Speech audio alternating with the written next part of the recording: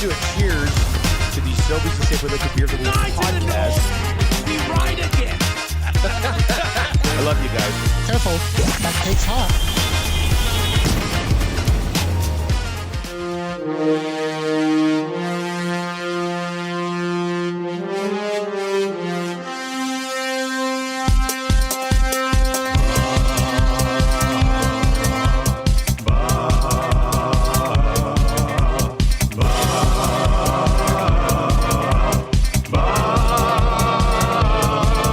It's the 6 o'clock check-in. Come on, let's go. It's the AM nasty big hello. It's not static, AM radio.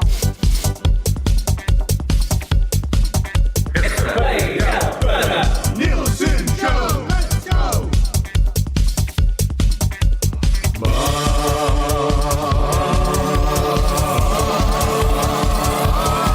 Daddy line.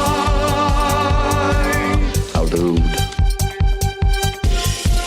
Everybody tuning in, even my wife. Mommy likes too. And those Macromala intros are cutting like a knife. Hey, it's Mitch texting in. He's your dealer for life. The cracker 6 o'clock and logging with some sirloin bites.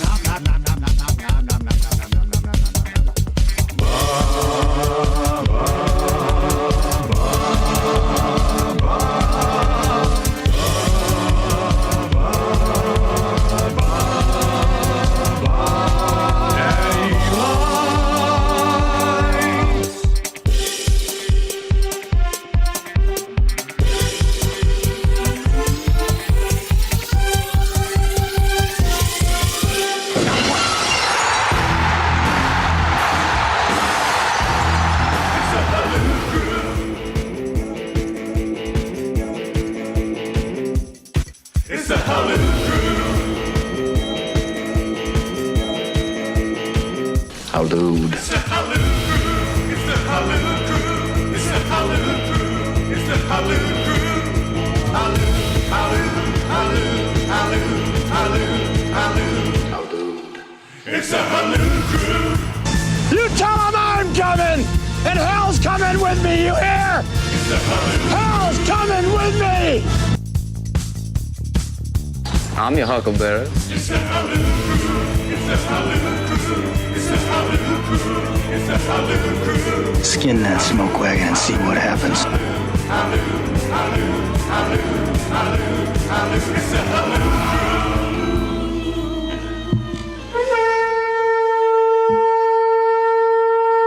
Oh, a little Tombstone Tuesday off and running. Thank you very much for being here today. What's up, everybody? It's Dusty. It's Lieutenant Eric kicking off another day here at Edmonton Sports Talk. It should be jam-packed. Hangout today from 9 to 11. Tommy Gazzola running solo there. Hey, he does the hangout. Maddie comes in like midway through. Yeah. Like, good morning. Like, it's Yeah. a really odd. It's bizarre. That's summer, baby. It's a little bizarre. I think Maddie's going to Elks practice today. Okay. So he's going to be in, I guess, a little bit later. But yeah, we'll have the hangout. I don't know who's in on the hangout today. But anyway, Tommy Gazzola will be hosting the hangout with a few other individuals. You can confirm that from 9 to 11. Lock Shop today with myself and Huss, who was quoted yesterday on the Lock Shop saying, what did he say? I'm not one who frequents regular grocery stores very often. Also, 7-Eleven has a produce department. He said he went 7 months between grocery store visits. But he's going to the He sled. eats out and he goes to 7-Eleven. Yeah. That's it. Huss is a national treasure. He will join me for Lock Shop from 11 until noon today. 2 guys and a goalie. It'll be myself, Gager, and Tommy Gazzola. 3 men on the desk. So that'll be good. And then the EST afternoons from 1 until 3, and then the Reed Wilkins show from 3 until 6 later on today. Has to have a stove? Like, he doesn't have an oven, does he? He doesn't need one. I think he just probably has a microwave. That's all you need. I think he probably just has a microwave. So there's that. The Nielson Show today, every day, brought to you by South Fort Chevrolet. You're going to want to drive a little and you're going to want to save a lot. And that's what you can do at South Fort Chevrolet. Go see Daniel and his team at South Fort Chev, www.southfortchev.com. Of course, we are on Edmonton Sports Talk, title sponsorship, coming at you from Play Alberta. Shout out to Aaron Judge for cashing my Dusty's play of the day on social media yesterday. It was a Aaron Judge RBI. I did say in that video, if you go back and watch it, I don't even hate the home run play. And he did get the home run. Yeah. Now the Yankees then did nothing after that, but Still 4 behind Cal Raleigh in the big dumper. That dude it crushed another one last He won't night. stop. I'm going to talk a little bit about him when we get to our morning announcements, because I did something last night that I haven't done all season. You watched in the Major Mariners League play baseball. Well, a little bit of it, yeah. Not much. They're great, man. In fact, for the most part, Marshall and I were watching. They didn't even play baseball. They just had a shot of Cal Raleigh sitting in the bullpen or in the dugout. They Yeah. were just talking about him. Marshall's Yeah, like, yeah, why yeah. do they keep showing this guy? Yeah. I said, it's because he's having a great season. And he's son. got a big dumper. Does he have a huge ass? He's big dumper. He's one of those huge It's ass massive. guys. It's massive. He's leading the AL All-Star voting right now. I saw that, yeah. He's having And- like the best batting season the catcher's had in Yeah, years. but the Mariners' whole push is like they use just the peach emoji, really? and everybody knows what you're talking So about. they're just embracing this guy's huge because of ass. the big dumper. Yeah. I don't mind that. Is that his nickname, the Big Dump? Big dumper. They said it on the broadcast multiple Did they times. really? Like they can't resist because it's as a broadcaster, you have Hey, that as long chance. as he's You on take board it. with them promoting Oh, his yeah. huge ass, Yeah. I guess people don't really care. It's amazing. Okay, well, I'm good because we're going to come back around and talk a little baseball here coming up. But yeah, Play Alberta is where you can join us. If you've not yet downloaded the app, please download the app and use our code EST Sports. You deposit $20, you get a $50 free bet with our partners over at Play Alberta. You can text us anytime. That'll get you into the old PJ's inbox. Apparently, Maddie from Paris Jewelers, I was texting with him yesterday, and he said that our new office is just 2 minutes away from his office. So you're going to have frequent visits. That's good. And our new office has this thing where you open up the door and it makes one of those door opening noises. Yeah. So like when you open up the door and then you got to come up a flight of stairs, but when you open up the door, it goes diddly or something like that. Yeah. And then we can be like, oh, somebody's here for a visit. Yeah, a little different than the current operation. Yeah, it's slightly different, a little bit more professional. Speaking of the PJ's inbox, though, a Jake Allen text settling in last night. You saw that? Late last night. I really want to get to that. I love There's nothing I love a more late night Jake Allen text. than during the off season a 10:30 p.m. Jake Allen text to the old Paris Jewelers inbox. What off season? Well, that's coming up today. Buy now, do not pay for 1 year at PJ's, ParisJewelers.com. Canadian family owned. Edmonton, West Edmonton, Kingsway, Londonderry, Sherwood Park Mall, St. Albert Center. One of your text messages will win text of the day for A&W, the new Masala Veggie Burger. Here to stay. Just $6 right now, only at A&W. And we're locked and loaded this morning from the old Popeyes Louisiana Kitchen studio today, where they've got those chicken wraps on special as a little summer snack for you, which sounds indubitably delicious.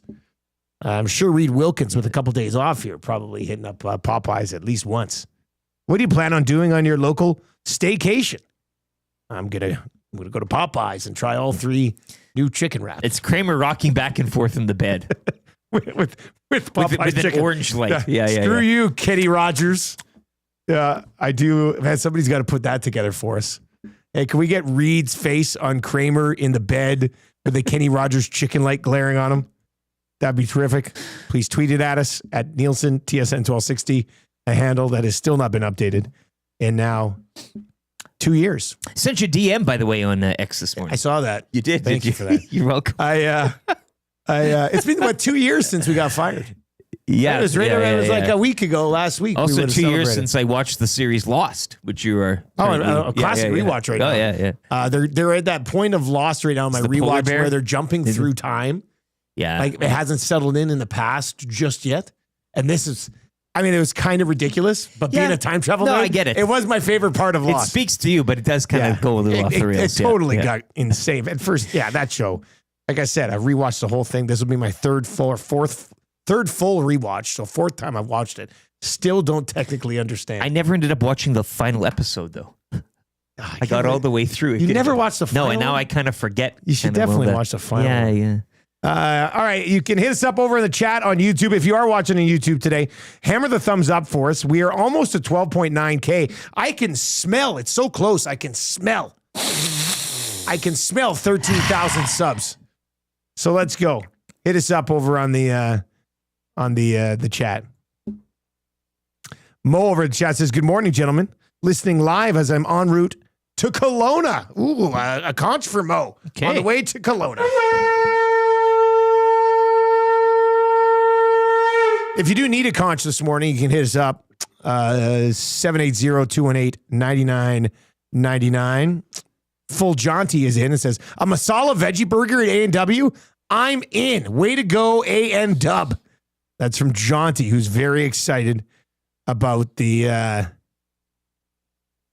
new masala veggie I'll burger. still try it. I'll give it a shot. Oh, you definitely try. You probably like it. I want to give it a try. Yeah. Well, pick one up and try it. Eh? Well, I'm waiting for Fergie's prostate to bring one in. Yeah, but it's going to be tough when that patty's kind of cheese, and he's like, no cheese. Now he did redeem himself. He did. He brought by some. I said I would lay off. He brought by some A&W breakfast sandwiches last week, and they did have cheese on them. But world the difference, right? Well, I just don't know who would ever go to deliver a bag of breakfast sandwiches to somebody and have no cheese on them. It's wild stuff. I feel like Fergie just sort of blocked out there for a second or something. I can understand the no bacon. I've even done the no egg. You just get the sausage, right? But they've always got cheese. Yeah, usually the I do go is like always it's cheese. always cheese. Always cheese. I'm sure some people just go and say, "Can I get a slice of cheese between two English muffins?" Sure. Probably try that too. It's probably happened. We'll get your morning announcements, and then at 6:30 today. This is exciting. Off season? What off season? What off season? What off season? Man, that's going to hit with Will here over the next 2 days. Yeah, I wanted to get it in before you came in. Yeah, before we'll get it took going, off. and then So is he'll- it phrased Thursday, Friday? I don't know. Nobody I would knows. assume so. Nobody knows. It's either I'm just gonna Fraze show or up and- JMO. Yeah, one of the two. Or maybe eventually Mark Connolly, who when he retires, is that good? when he retires, I think Connolly's wow. going to pop in and fill in a little bit here and there in his retirement, which is great because he's a longtime Edmonton voice, an absolute beauty too. I look forward to co-hosting the show alongside him. Yeah. Craig Button's going to join us just after 7 o'clock for Pro-Am Sports. Various topics we will discuss with Craig and Gager later on. And during off-season, what off-season? What off season? What are you hoping they can get for Victor Arvidsson? These are great. I can't wait. I can't wait till we get to like the July 23rd off-season, what off-season? And I'm sitting here going, do they need more from Matthias Janmark next year? Yeah. Those are the off-seasons that you really want to dig your teeth into, yeah? It's like a nice glass of pop, you know. It's at the top. It's all fizzy. fizzy. The ice hasn't melted yet. We're gonna get to the bottom. Okay, but It's here's gonna the be weird diluted and if we're comparing this all to pop, I have to say, I don't mind flat soda. And I would describe part of off-season flat, okay. you know, compared to, you know, regular What time. about temperature? We could say it's like a warmer flat soda. Like you still have it cold though, right? Or do you like it like it hot? You like it? No, I don't. I'm not drinking You know, like warm temperature chocolate milk soda, first thing in the morning. Trev, you didn't have that this morning, did you? Like, it's not an every single day thing, right? No, I didn't have it this morning. Okay, all right. I just ran out. As soon as I got home yesterday, I polished off my chocolate milk. You did? Nice. That's I like that. Yeah, it was God, very good. that sounds good. Thank you. A It nice, cool glass. It was chilled. A nice, cool glass of chocolate milk is, I think, the best quencher for thirst. Yeah, it's up in there. the world. It's definitely up there for flavor. Yeah. or warm. Or warm. See, that's the thing. I'm telling you, man, you got to try it. But flat pop, you need it cold, right? I heard somebody told me when I was doing. I could take not freezing cold. I don't want to drink warm flat pop. Mind you, somebody said, "I'll give you $1 million Well, if you drink this yeah, glass of yeah, warm yeah. flat pot." I would do I'd it. never eat cheese again. Yeah. Why are we drinking flat pop? Would you give up? Would you never eat cheese again in your life for $1 million? For $1 million? That's $1 million. That is I can $1 live million. without cheese. Yeah, but what after you go through the $1 million and then you're like, I'm not. damn, I wish I had some And cheese. Fergie's going to be dropping off these delicious things, and you have to actually hold the cheese. Cheese substitute. Yeah. What is a cheese substitute? Tofu. What's tofu? There's Is that like a everything meat substitute? What's That's like tofu? a protein type of. Nobody yeah. knows what tofu is, right? No.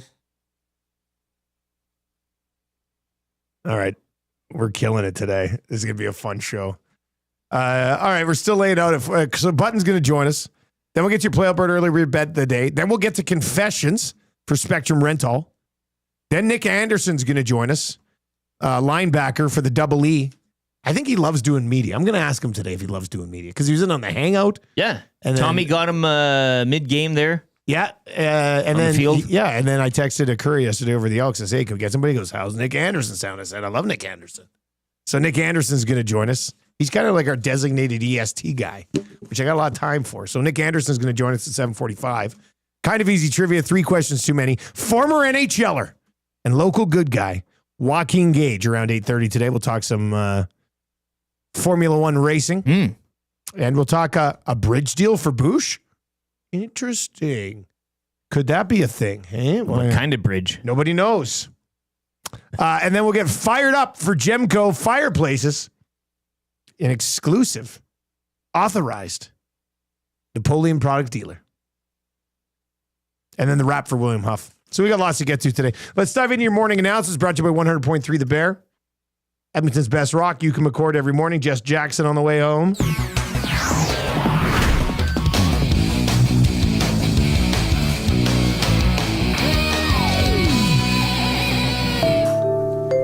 VR Montenegro says, I've heard that they can make cheese out of cashews. How many cashews would it take to make a block of cheddar? Part of me thinks that's impossible, but part of me thinks, why would he make that up? Plus, I love cashews. I'd have some cashews right now if they were properly salted. All right. So the Vancouver Canucks farm team wins the American Hockey League Championship last night. Yeah, do you know where? What do you mean? So Game 6 it took place at a place called the Bojangles Coliseum. Yes. It could be the best name ever, right? Welcome to Bojangles Coliseum. Not arena, not rink, Coliseum. The Coliseum. The Bojangles Coliseum. Anyways. You guys going to Bojangles tonight? Oh, I'm definitely going. Anyway, Coliseum. The real story here is one, first of all, Sheloffs wins finals MVP. Yeah. Vancouver Canucks goaltender. They've got Lankinen signed. That's a whole Demko thing. We'll have that conversation later. But is that Jesse Puljujarvi's final game in North America? Is that what we witnessed last night from my boy Jesse? I was looking. I don't know if anybody else was dabbling on Jesse Puljujarvi's elite prospects page last night, but I just happened to be. And it does say on there that he's rumored to be going to Switzerland to join HC Lugano. So a path to the Spengler Cup exists. Exactly what we're thinking. Yeah, so I guess I'd have to text my old boss there who has the rights to the Spengler and be like, hey, guess what? If HC Lugano is in a Spengler Cup over the next few years. Yeah, you want all their games. I want all the smoke. Yeah. I want all the games because I'm going to go on those Spengler Cup broadcasts and say, the Oilers ruined this guy. And now here he is in the Spengler at the age of 27. So I saw that. I don't know. It said rumored. It said rumored to be going to HC Lugano, which is a beautiful city. I think it's right on the water in Switzerland. So yeah, that's kind of cool, I guess. So you know what I did last night? I sat down for about, I don't know, kids. It was around bedtime. Mars sat with me I probably sat down for about 45 minutes last night. Watching the Calder Cup final. No. Yes, the Puljujarvi. No. A glass of warm, flat pop in your hand. You know what I did do, though, for the first time all year? I flipped around between baseball games on TV. Like, there's been so much hockey and basketball to watch. Great. CFL takes over on Thursdays. Sure. I've watched some Blue Jays games, parts of some Blue Jays games, but I hadn't once just sort of sat down and was like, I'm just going to dive into some baseball tonight. So I was flipping back and forth. I watched some of the Mariners game. I watched some of the Angels game. That was a ridiculous start. I'll talk about that in a second. And then what was the other game that was on last night? Yankees? There's three games on last night. So I was flipping around between the games. I saw them talking about your boy, the big dumper guy. Big dumper. And then I watched Walker Buehler completely implode last night. He gets the ball, bottom of the first, already has a 3-0 lead. Like in a pretty good spot. Starting pitcher, you're coming out, your team's already spotted you. A 3-0 lead against the Angels. He goes out in the first inning last night, And I felt awful for this guy. Felt sick. I was sick to my stomach. Sick to your stomach. Yeah, I was sitting there with Marshall. I said, I'm sick to my stomach. He goes, me too, Daddy. So in the first inning of this game, the very first pitch with a 3-0 lead that Walker Buehler throws is a home run. Very first pitch, taken out of the park. In the first inning, he walked 4 and he hit 2 guys. And they didn't even have anybody warming up. He ended up going 4 innings. But it was just a disastrous first inning. I couldn't believe it. First pitch, home run. Then he walked 4 guys, hit 2 batters. They batted all the way through. Got back up, I think, to the second batter again. So he faced 11 batters. It was something like 40 pitches to get the 3 outs. And at one point, like in the first inning, they're like, and nobody's up in the pen. It's like, man, they're just going to ride this thing out. No help coming. With Walker Buehler. And all I could think of the whole time was, let me see here. Where's my rim shot? No. I'm gonna do it here. Where's my rim shot clip? Headed around here somewhere. No rim. Yeah, I was gonna say Walker. Oh, here it is. Walker Buehler, more like walks too many men Buehler. The delay of finding the clip actually made that. I think it made it a better let bit. it hang in the air for a bit. Yeah, it made it a better Great bit. performance there. Hey, you're welcome. Well, the We're Twins on fire right now. Twins pitcher as well, Bailey Ober. He allowed 6 in the third, and there was the same type of like. I don't understand. You look to the dugout and the match. Pull me. Pull me here. We got some time. Mariners had a bunch of bombs last night, though. They're the long ball merchants, man. All they do is hit home runs. It's great. Well, it's very entertaining. The Angels do that too. The Angels strike out a lot. I learned this last night watching a baseball broadcast.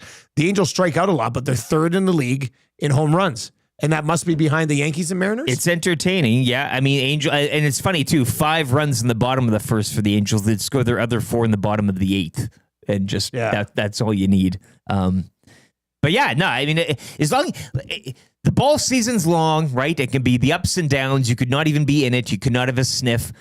But if your team's, providing an all-star with a big dumper and you hit a lot of home runs, cool. I don't know. I'm in. Got a huge ass. See, this is better. Colton said it better. This is better. I mean, what was I thinking?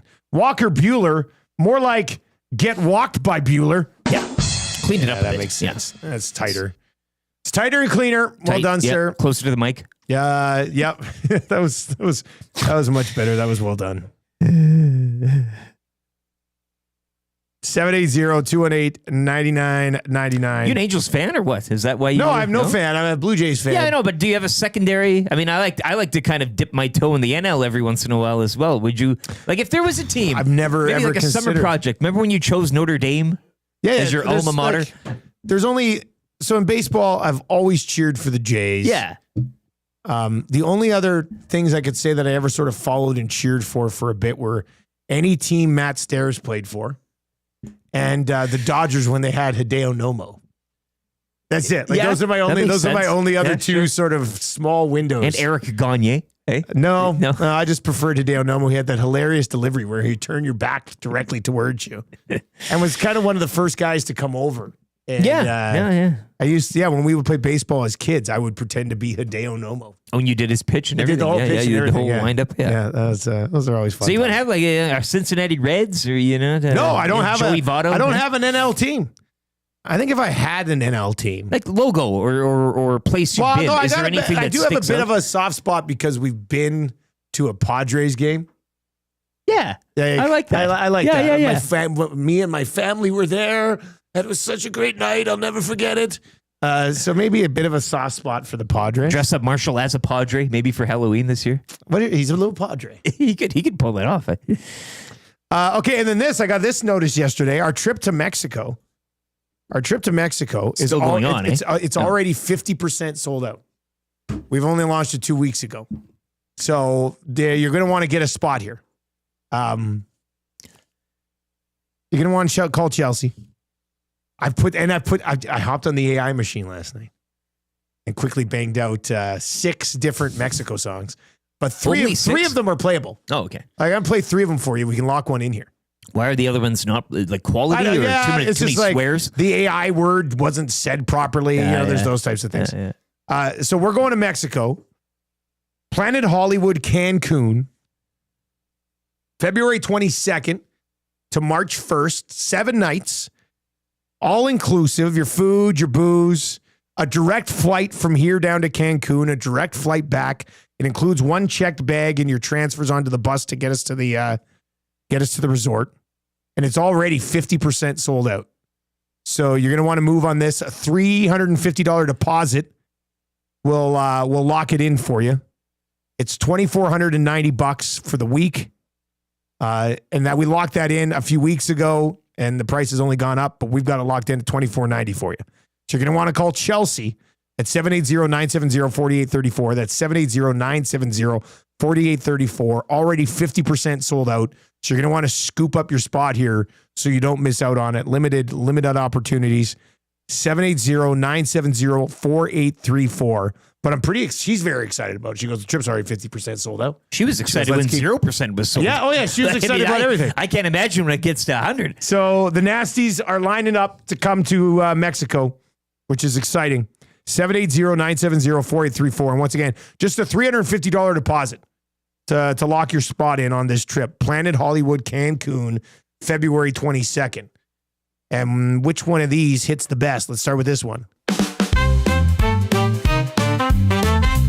Come to Mexico. It's time to get away for a little fun and play. So fly and stay with the AM Nasty. Come to Mexico for a lot of fun. Come to Mexico for a little sun. Come to Mexico to get some rest. Come to Mexico, it's gonna be the best. It's time to get away for a little fun and play. Okay, so there's that one. Trev, you like that one, didn't you? I see you over there. Your face lit that up. was good. That was That's good. good. So I like that one I like that one a lot. The lady sounds like a commercial. Yeah, yes. Does she not sound like a cruise, like a vacation sounding person? commercial voice? Yeah. Yeah. I think that one's good. Here's another one. Oh, no more. Okay. Hernan dancing to this. It's time to get away for a little fun and play. So fly and stay with the AM Nasty. Come to Mexico for a lot of fun. Come to Mexico for a little sun. Come to Mexico to get some rest. Come to Mexico, it's gonna be the best. It's time to get away for a little fun and play. So fly and stay with the AM Nasty. Come to Mexico for a... All right, so there's that one. It's got a little more flavor. That one's way better. Yeah, you like that one better? I like both of them. I think we'll probably play both moving I like forward. the first one, but that one. Okay, and here's the third one. I don't know. I must have saved this one. I liked it too.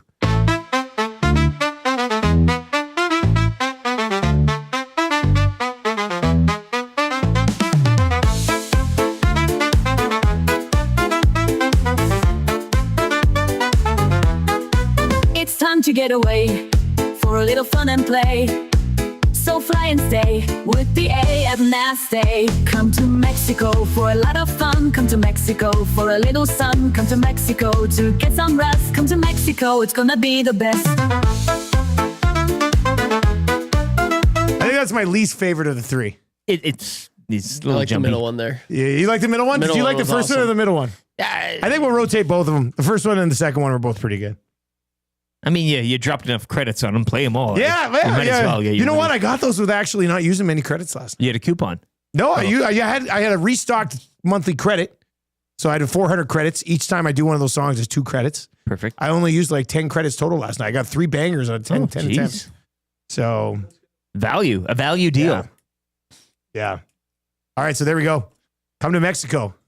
For a It's little gonna be- fun. it's gonna- for a little For a fun. little sun. Come on, you're telling me we're not going to be on the bus going to the resort listening to these songs? Oh. I know we are. We're going to be sitting there.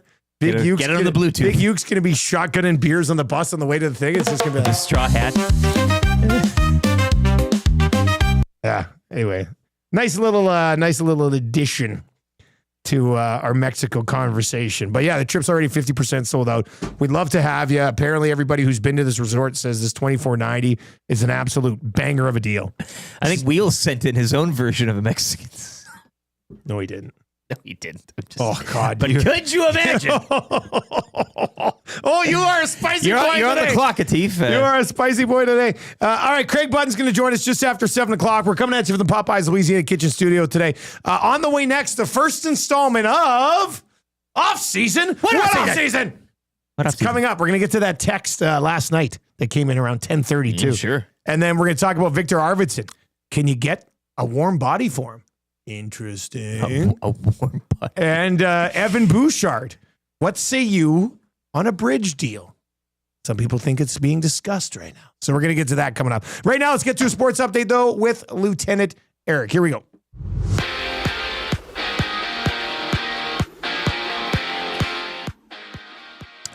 The Abbotsford Canucks are Calder Cup champions. Canucks defeating Jesse Puljujärvi and the Charlotte Checkers 3-2 in Game 6 down at Bojangles Coliseum. It was the first Calder Cup championship in franchise history for the parent Vancouver Canucks. Round 1 of the NHL draft, meanwhile, goes Friday at 5. The Oilers currently holding picks in rounds 3, 6, and 7. A day after the Thunder captured their first NBA title, 2 days, the Celtics trading Drew Holiday back to the Trailblazers. Boston will receive Anthony Simons and a pair of second-round picks in the deal. On the diamond, the Jays back in action tonight. They're in Cleveland to begin a 3-game set. First pitch 4:40. Riverhawks also will kick off a road trip tonight in Victoria. A game you can hear live on EST. First pitch 7:35. Cactus Rats also back on the diamond. They're in Lethbridge tonight to battle the Bulls at 5:05. And on the pitch, Canada will wrap up group stage action in the Gold Cup against El Salvador. Kickoff 8 o'clock from Houston. Up next, we'll get into off-season. What off-season? Here on Hour 1 of the Nielson Show, Edmonton Sports Talk.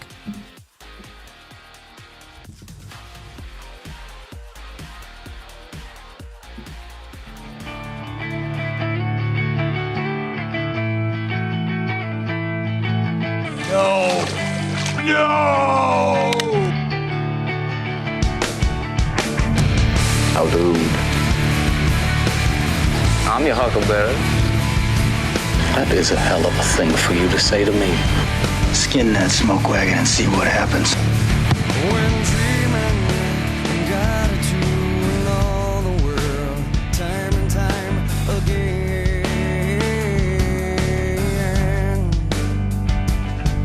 At sunrise, I fight to stay asleep, 'cause I don't want to leave the comfort of this place. 'Cause there's a hunger, a longing to escape from the life I live when I'm away. So let's go there. Let's make our escape. Come on, let's go there. Let's just can we stay? Can you take me higher? I'm your huckleberry. 6:33, rolling with the Nielson Show on a Tombstone Tuesday, a Creed Tuesday. Thank you very much for being here today. Craig Button just after 7 o'clock today. Nick Anderson of the Double E, 7:45. And Joaquin Gage around 8:30 this morning. You can text us anytime in the Paris Jewelers inbox. Nielsen Show brought to you by Southfort Chevrolet and Edmonton Sports Talk, presented by our partners over at Play Alberta, where you can find all of your sports betting and casino and lottery needs. But make sure you use your game sense when you're playing at Play Alberta. All right, shall we embark on an off-season? What off-season? What off-season? What off-season indeed. Can I start it with a text that came in to the Paris Jewelers inbox rather late last night? And what better way to start an off-season, what off-season, than a late night goaltending text? Scrape in the scrap heap. Yeah, there's nothing like it. Although I do want to get to this text. This comes in from Stan, the Jets fan. Says, I would like to thank you all for putting Reed on before the Nielsen Show. I can get up and get my sports fix because I leave for work at about 6:30. I get some of your show and some of Reed's show. Great job, EST. Stan, the Jets fan. Yeah. Well, there you go. That's I like seeing people happy about our scheduling here. I'll email that text to Maddie. Now, what you don't know about that is that it's actually not a replay. It's just Reed and Jay in doing the exact same show that they did in the afternoon. Yeah. Like, guys, we're going to need you to do that same show leading into us. They're in the studio. They're ready Banging to go. it out. All right, so this text came in last night, 10:19 p.m. Paris Jewelers inbox works around the clock. I was in the building the night that Jake Allen shut out the Oilers earlier this season. He looked very good. I think he's an upgrade over the guys we have. But again, I wouldn't sacrifice a whole lot to acquire him. Well, Nolan from St. Albert, as we embark on offseason, what offseason? What offseason? You wouldn't have to give up a whole lot to acquire him because he is an unrestricted free agent. What? What? But you would have to make. You'd have to pay him. Yes. I think who's that guy? Eklund? Remember that guy, the hockey buzz guy? He would always be like, E4, this is happening. You remember him? Yeah. Remember Sportsnet put him on their coverage one year, but he was like behind, it was just a shadow behind a wall or something. Anyway, I thought he said that Philadelphia was going to be in the mix on Jake Allen, but whatever. Okay, yeah. Like I will say this about the goaltending. And I didn't have goaltending as a conversation point for today's offseason. What offseason? But here we are. I think I would rather Jake Allen as a UFA than the other two options that have been discussed recently, which are John Gibson and Thatcher Demko. Okay? Then rather, instead of giving something up for those guys, I'd rather Jake Allen as a UFA, but I also don't necessarily love the idea of Jake Allen as your solution between the pipes. But compared to, if you had to pick one, gun to your head, it's that type of thing. Elvis Merzlikins. Yeah. Where does he factor into that? Still Jake Allen as UFA. When we were talking about Merzlikins last week, somebody pointed out that he had a worse save percentage off the rush than Skinner did. Again, change for change's sake. That's all we're talking about. You don't have to necessarily be better than Stuart Skinner. That is how I view Merzlikins. Yeah. Is change for change. But Joel Hofer. A lot of texters sending that in over the past couple of days and just kind of, offer sheet. I think what it is they just want to try to counter offer sheet. But if the Blues like him at all, they'll match it. And then they'll figure out what to do between the pipes because they've got two other goalies too. That's just it. Yeah. Maybe there's something there, but Gibson, what was the final? I just don't really. Yesterday we put out, a poll, on Oil Stream, we put up a poll. And then I put up another poll last night on Demko. On Oil Stream yesterday, it was, should the Oilers trade for John Gibson? 15% of people said yes. 85% of people said no. So John Gibson is not a consensus target for the fan base. Now, last night, I was just sitting around doing some prep last night. So I was like, I'll stir some stuff up on Twitter, see what we can get. Do you want the Oilers to trade for Thatcher Demko? 3,000 votes last night. 34.5% say yes. 65.5% say no. So that is another that I would chalk up in the no category. They're going to be interesting because they've got Lankinen signed, and then Shilovs looks like he's NHL ready. But Demko comes with significant injury issues. Significant. Yeah. Before these injury issues kicked in, I liked him a few years ago, and I know Gager was a huge fan, but I think it's a little too risky. And you just know if they do end up... Of course, they're going to trade for him, then they'll be like, Demko's not going to be able to play for the next 24 months and maybe never again. So I think that's probably why the 65.5% say no. Trev, if you were voting, maybe you did vote, I don't know. If you were voting on, do you want the Oilers to trade for Demko, would you be in the yes category or the no category? I did vote.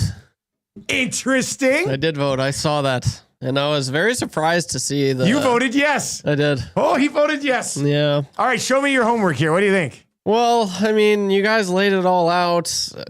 When he's on, he's up there, man. Like, he's probably, like, when he's on his game, I'd argue he is a top 5 goalie in the world. Whoa. He's a top 5 you really goalie do in the love NHL. him. Yeah, I've been big. I remember when they drafted him, and I put on my Facebook status. So it's going back a few years, but I remember just hearing the name Thatcher Demko, and I still, every now and then it pops up on my memories, and I'm just like, I was right. But I'm like, Thatcher Demko, remember the name. this guy's going to be a star. Oh, okay. And I was happy I was right about that. And so, yeah, I've always been big on Demko. When he's on, he's on. His numbers back it up. He's Showtime in the playoffs. He looks good. He's a really reliable goalie, and he's clutch. Well, I should say when he's on, he's reliable. But yeah, that's just the issue. He's banged up, and like it's annoying that every goalie we're looking at, you're like, okay, here's the pros, and then you've got a big list of, okay, here are the cons. And yeah, his cons are he's coming out with $5 million, 1 year left on that contract. I wouldn't say he's getting up there, but when his contract's done, he's going to be 31. So what does that next deal look like? And the biggest thing is he can't stay healthy. He cannot stay healthy. So yeah, it's wishful thinking, but I would certainly love to see him a healthy Demko. A healthy Demko. And seeing that's the thing. Too bad you couldn't get the choice. I know. It just sucks. Like, and then you say Jake Allen, like, oh gosh, Jake Allen, is he the savior? We're going to be having the same conversation a year from now. If he's your guy, even before the trade deadline, if they go out and get Jake Allen, we're going to be like, is this really the guy? Like, why did they do this? Like, that's why I'm more, I guess supportive on getting a legit number one, even though he's injured. I don't know. But if you could have Skinner and Demko, that would be ideal. And then when Demko gets hurt, you're rolling out a guy who's been your number one for a couple of years anyway. I like that a lot. Now, but like, how much are you willing to pay for a guy whose injury issues could also sewer your season? Yeah. Like somebody texted in the other day and they said Vancouver's suggesting it would be Nuge plus something. Oh, there'd be a tax. I'm there'd not be a trading tax applied. Nuge for a goaltender who can't stay healthy and has like chronic lower body issues. Yeah, you can't do that. That's the scary part. Like if the Canucks are sitting here going, well, we really like Shelovs and we've signed Lankinen and we're going to lose one of these guys. We're going to have to go 3 heads between the pipes. Maybe they're willing to move him for less, but so Demko's career save percentage is .910. Stuart Skinner's career save percentage is .905. Demko's career goals against average is .280. Skinner's is 2.75. So once again, Skinner's probably not as bad as everybody makes him out to be. But the upside and intrigue with Demko is interesting, but I don't think they'll go down that path. It is a little risky, right? Yeah. Do you really want to be a risky boy, right? And pay the tax. A division tax. An in-division tax, yeah. Troll is in and says, and this is why I wanted the Oilers to draft Wallstead when he fell right into their laps. Ah. Yeah, that one. I'll never understand that one. They were sitting there at 20 and Wallstead was still on the board. And I was just like, I can't believe they're going to get this guy. So stupid. And then they decide to trade down 2 spots to take Bourgault, who will never play a game in the National Hockey League. Minnesota, who they traded with, steps right in and takes the goalie. Such a fool I was. I remember hearing them say, no, like, we're happy. We're extremely thrilled with the player that we got. With like, Xavier Bourgault. I remember I'm like, oh, damn. They know something we don't. And here we are. Turns out they didn't know anything that we... No. All right, 780-218-9999, 780-218-9999. It is off season. What off season? What off season? Keep those text messages rolling in. We'll discuss with Button coming up. Library Pat is in and says, I agree with you, Dusty. Demko is a complete Band-Aid. Not thrilled with Allen or Gibson either. My guess for the starter game 1 next season, Stuart Skinner. And then he also drops one of these on us. I think I hear him coming now. P.S. Maybe the Oilers win something in season to upgrade, but I have no clue who it would be. So that was the conversation that popped up yesterday when we were on with Rashog, and then we carried it over onto the oil stream yesterday. And the whole topic was, okay, so they start next season with Skinner and Pickard. And then if it's going really well, you just keep rolling with it. If it's like a little hit and miss, then you acquire a goalie prior to the deadline. Swing for the fence. Yeah. The problem that I have with that, and if you truly believe goaltending is an issue and not addressing it in the next 2 weeks, the problem I have with that is you're going to get to the deadline and if you're like, okay, we have to find a goalie, you are going to be very desperate. You're going to have to overpay because some team's going to know your back's up against the wall. And you're going to have to pay that price because you can't go through the deadline with the same goaltending if it's not going well. You're going to have to pull the trigger on who's ever available at the deadline and be pushed with your back's against the wall as opposed to right now, maybe, a little bit more room. There's also the option of somebody pops up on the waiver wire early in the season and you snag that guy. They saw them waiver wire last year. Waiver wire scenario. So I don't know. There's that part of the conversation as well. Anyway, originally when I planned to do off-season, what off-season today? What off-season? My original thought process was on two things. Victor Arvidsson, can you get a warm body for him? Do you want a warm body for him? Or would you rather just have the cap space and then go out and use it in free agency? I mean, depending on the player, I guess I'd probably rather just get that cap space. But there'll be interest in a guy like Arvidsson, I think. So I threw this tweet out last night. With Arvidsson likely out the door, what do you expect the return to be? Hashtag offseason. What offseason? What offseason? And just go through a few of these. 4th round pick. Oh, I see RCN in there. Klim Kostin's rights. Future considerations. Cap space. That's the one that I don't care. Get it done. The return is something tangible. Great. If not, the cap space is more than enough. This is Cranop Trevi says, I dreamt about Stuart Skinner and Kane for Stolars and picks from either side. But then I had a fever dream of signing Ehlers. It's doable, but next to impossible. I had a dream last night. I just remembered when he said about his dream. So I was in net for the Montreal Canadiens. Yeah. What a dream. Yeah. And it was short notice. Like, I don't know. I must have got called up or something. The e-bug. Yeah. So I was in net for the, you know where this might have come from? Because yesterday I had a quick nap. And then when I woke up, I came out to the basement and Muzz was at swimming and Marshall was playing video games and he was doing practice as the goalie. Good for him. And he's just like, Daddy, look, you can be the goalie. And he's created this goalie. He's named him Pavel Nielson. And he's 6 foot. He's 6'9". Oh, geez. And he uses him on one of his custom teams, and I play against him, and I can't score on this guy. He's like 100 overall, and he's 6'9". Pavel. So he's playing with Pavel Nielsen yesterday. So maybe that's why in my dream last night, I dreamt that I was playing net for the Habs. Anyway, it was 3-2 late in this game, and a shot came in. I can't remember. Your dreams are so messed up. I had a closet in my net. And I had like a shelf in my net and I was like fixing my gloves. And they're like, come on. I was like, calm down. I'm fixing my gloves. So I get my gloves on properly. I turn around, I get ready. And then right off the draw, a shot comes in, kind of catches me high. Similar to the Skinner thing where he just sort of dropped it. You hit. Yeah. And so it catches me high, but I got it to a decent spot.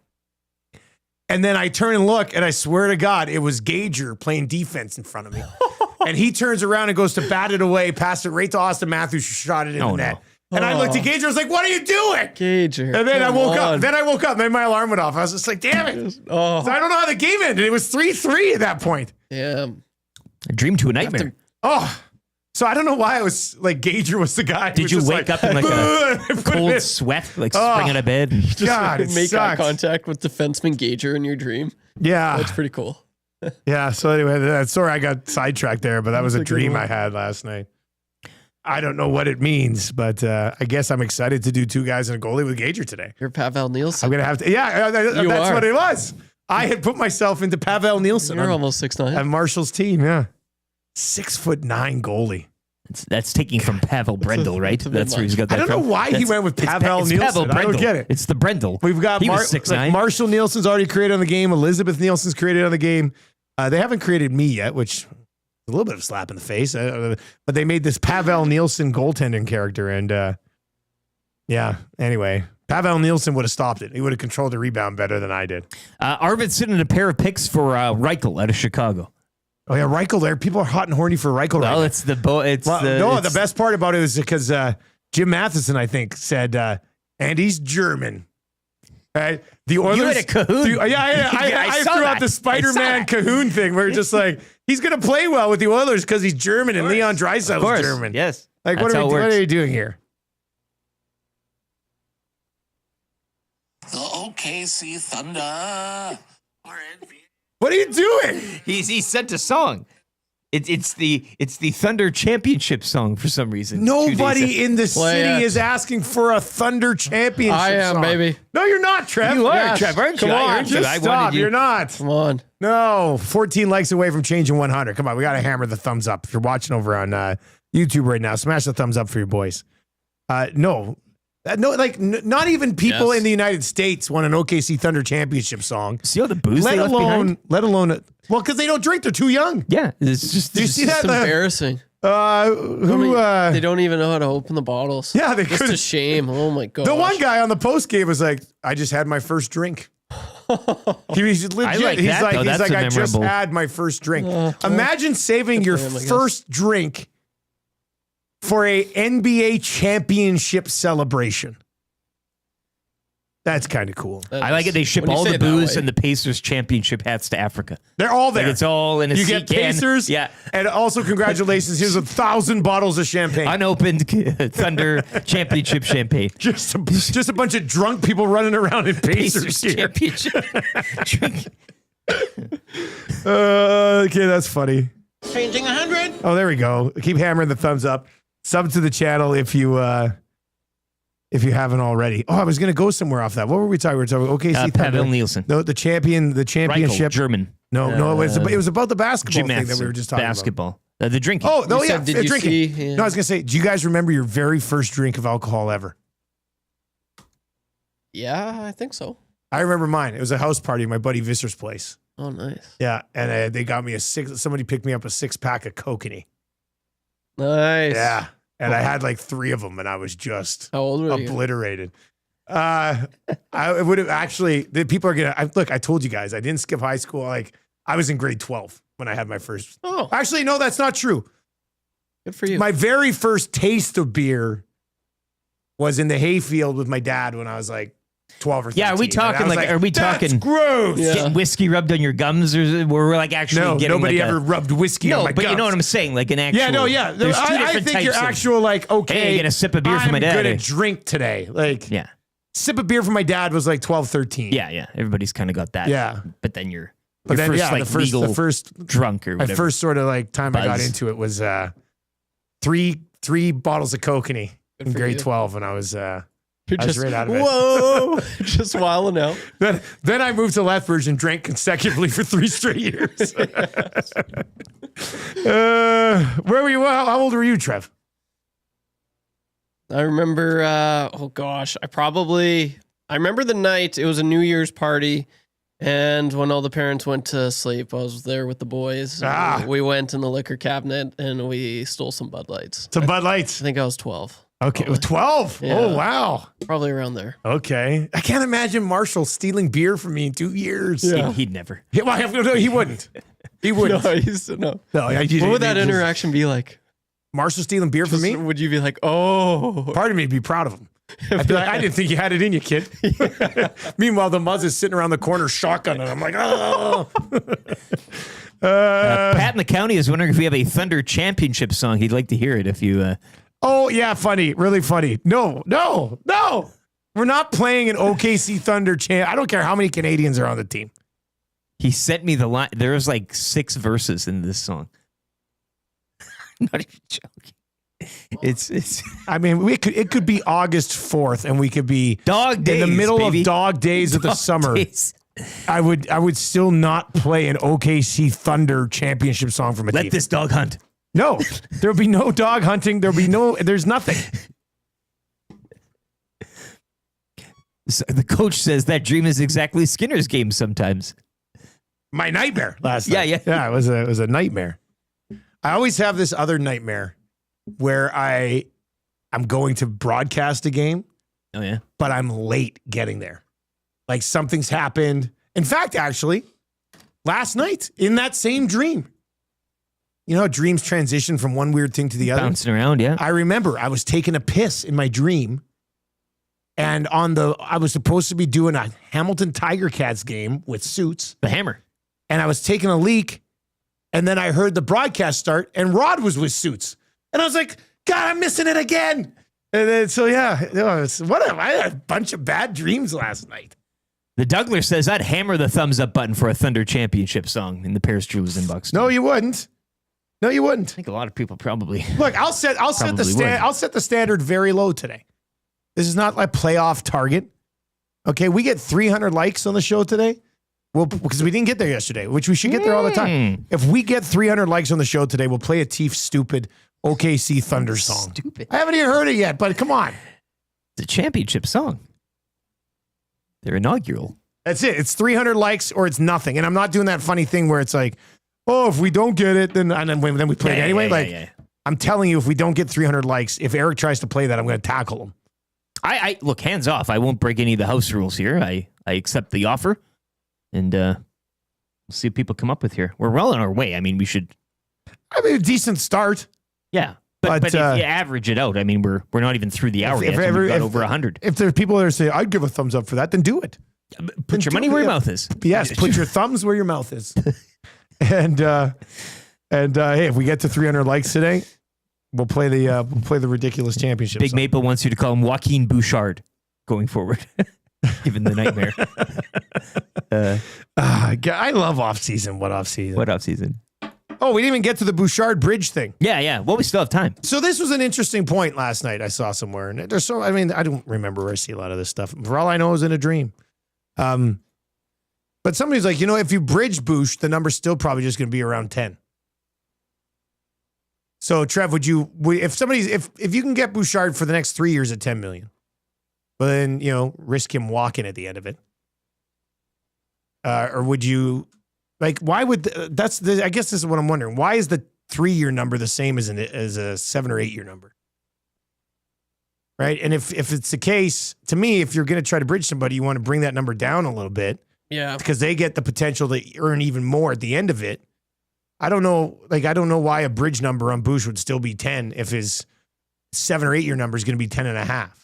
Yeah, that doesn't make sense to me. So would you bridge him if the number was, if they could get him at 8? No. I'm tired of the bridges. I'm tired of the bridges. I really am. Because the same thing that, if that were the case, it would be the same thing. It would be Darnell Nurse 2.0, where all of a sudden that summer, the market's going to continue to go up with the cap going up almost 20, 30 mil, whatever it is. If that is, if they do go forward with a bridge deal, by the end of it, he's going for, probably 12, 14 mil. Are you wanting to go long term with Bouchard at 12 or 14? Probably not. So I'd get the job done now while you can. I don't like the bridge deals. I'm sick of them. He's already had one. That's enough. And his patience is going to be, he's going to be like, what are we doing here? You keep on giving me, everyone else gets what they want, and you're bridging me this whole time. I don't like that. I think I just came up with the hottest take of the entire summer. Do it. And we haven't even got to July yet. The salary cap continuing to go up over the next 3 to 4 years will make the Darnell Nurse contract look like a value deal. What do you think, boys? Sure. What do you think? Yeah, of course. Yeah. I mean, if the cap's sitting at 115 million in 3 years, all of a sudden the 9.25 is a little easier to swallow for people. It's getting better. What's that percentage like? Yeah. No, right? Just a thought process. You're not wrong. It definitely makes it look better. But people will still always. It was always a long-term play from Kenny Holland. I think so. Yeah. God, that guy was always a man ahead of his time. All right, Craig Button's going to join us. We'll get his thoughts on Bouchard. We'll get his thoughts on the goaltending. I think I have one of my questions here with for Craig is basically, does anything else matter if they just run it back between the pipes? Right? If we sit there and go, wow, they made some nice additions up front, but they're still coming back with Skinner and Pickard, or you're like, it doesn't even matter. Right? So people want their pound of flesh. We're going to talk about the draft a little bit as well. It is draft week. How are we viewing this draft? How deep is this draft? And who are some of Craig Button's favorites? We'll get into that a little bit. Play Alberta early bird bet of the day still to come. Weekly confessions for Spectrum Rental around 7:30. And Nick Anderson, LB for the double E. That's a linebacker for the Edmonton Elks. He's going to join us around 7:45 today. I know it's early in the season, but how do you not put pressure on yourself to avoid going 0-3? You know, it's just another game, but an 0-3 start would be concerning. And they're in tough against the From Bombers. the Hornets' nest, Yeah, so we'll get into that a little bit with Nick when he joins us. Gager around 8:30 today. Conch for all you 6 o'clockers today. This is a pretty Look at fun those hour. likes flying up here. No, they're not. Amazing. No, they're not. Holy I'll heck. be furious. We're at 148. Did you see that spike? There was a spike there, but maybe that's as high as it gets. Eh? Maybe we just don't discuss it any longer. Hey, you've already issued it. All you need to say once, it's out there. No. I don't need to mention it again. But I like the idea of some drama late in the show. Sure, yeah. Oh, no, we're at 280 likes. We'll get to 300 Once we for get to the Chiefs turn. OKC Thunder championship song. Nobody really. He said he was sending in a Mexico song. That's why I thought. And then That's he what sends I me thought. OKC Thunder. I don't get it. That's done. Craig Button for Pro-Am Sports coming up next. Let's get to a sports update right now, brought to you by Chelsea at Expedia Cruises in Northeast Edmonton, where our trip to Mexico is already 50% sold out. You're going to want to come with. It's filling up fast. Just a $350 deposit to get your spot on this plane down to the 5-star Planet Hollywood Cancun, 780-970-4834. Here's the update.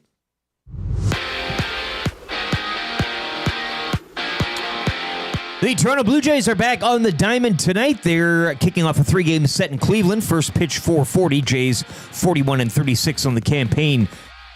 Locally, the Riverhawks are back on EST tonight. They'll kick off a road trip in Victoria with the Harbor Cats. Coverage gets underway at 7:35.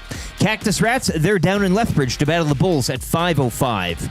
On the ice last night, the Abbotsford Canucks capturing the Calder Cup as they defeated Yesapuliyarvi and the Charlotte Checkers 3-2, taking the series in 6 games from the Bojangles Coliseum. Round 1 of the NHL draft will go Friday at 5. The Oilers currently hold picks in rounds 3, 6, and 7.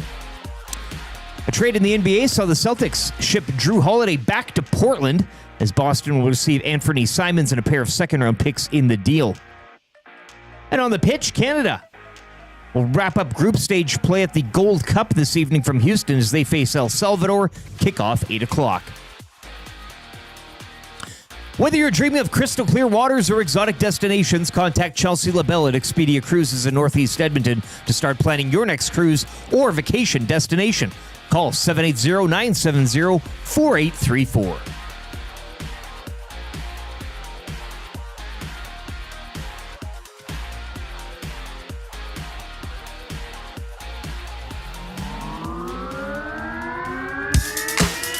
It's Jackson, you are for real, for real, for real, real, for real, for real, for real, Curtis Jackson, you are now the new interim head coach of the Edmonton Elks. They have a great receiving corps, and now you gotta get the defense to stop a few plays here and there so you can win a damn football game. For real, for real, for real, real. The fan base wants a win, so let's get out there and do it, do it, do it. Let's get out there and get the Elks to win the Grey Cup. Celebrate with the boys with the 6 o'clock log. For real, for real, for real, for real, for real, for real, for real. All right, there you go. There's that's some of Johnson's finest work. Maniacal stuff. Turning What an earworm, hey? Yeah, Jarius Jackson must hate a teeth. Totally jinxed him. Drove him right in town. Nielson Show coming in from Popeye's Louisiana Kitchen today. Brought to you by our partners at South Fort Chevrolet. Drive a little, save a lot. And right here on Edmonton Sports Talk, presented by the fine folks at Play Alberta. We'll have your Play Alberta early bird bet of the day coming up. Collingwood Rob texts in. It says, 1981, senior year high school, JPHS. I smuggled 15 beers into the school for after our last soccer match. I got stopped by our principal in the hallway, and he asked me why the bag was so heavy.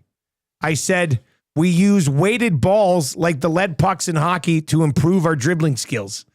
My buddies thought I was toast, but he didn't check the bag. So that works out well. I think the teach kind of like let him go. The principal knew. He knew what was up. He probably knew it. And they're not idiots, I don't to think. have so much power, hey, to just kind of. And then I saw Mike over in the chat on YouTube today talking about pencils. Were you saying something about pencils? Well, he apologized. He said, I don't mean to troll, but he's got a theory of why the Oilers should let Bouchard go off. But how did it tie into pencils? He's like, I'll show my work. Oh, and he's a teacher, so then he got off. He's never showed the work for a specific example, but he's now going off on pencils. No, I wanted to bring that up because when I took the kids to the new office to give them a tour on Sunday, we're walking around, and in that rack room there's a pencil sharpener on the wall, like an old school pencil sharpener. Yeah. And Elizabeth, she's 8. She looks at it and she goes, "Daddy, what's this?" I said, "It's a pencil sharpener. You put your pencil in there and then you turn it, and it sharpens the pencil." And their kids' minds were their minds were blown. Like, I can't believe it. So they're taken out of the rooms now. I guess there's no pencil sharpeners in school. Do they use pencils? They're probably too dangerous. Well, I don't know if they use pencils in school or not. But anyway, if we can start using pencils in the new office, because there's a pencil sharpener in there. We'll be. Yeah, we'll have to put a garbage can underneath it. Yeah, there'll be pencil shavings all over. You ever stick your finger in one of those? It's pretty. No, but I watched some guys do it. It's so sketchy. Yeah.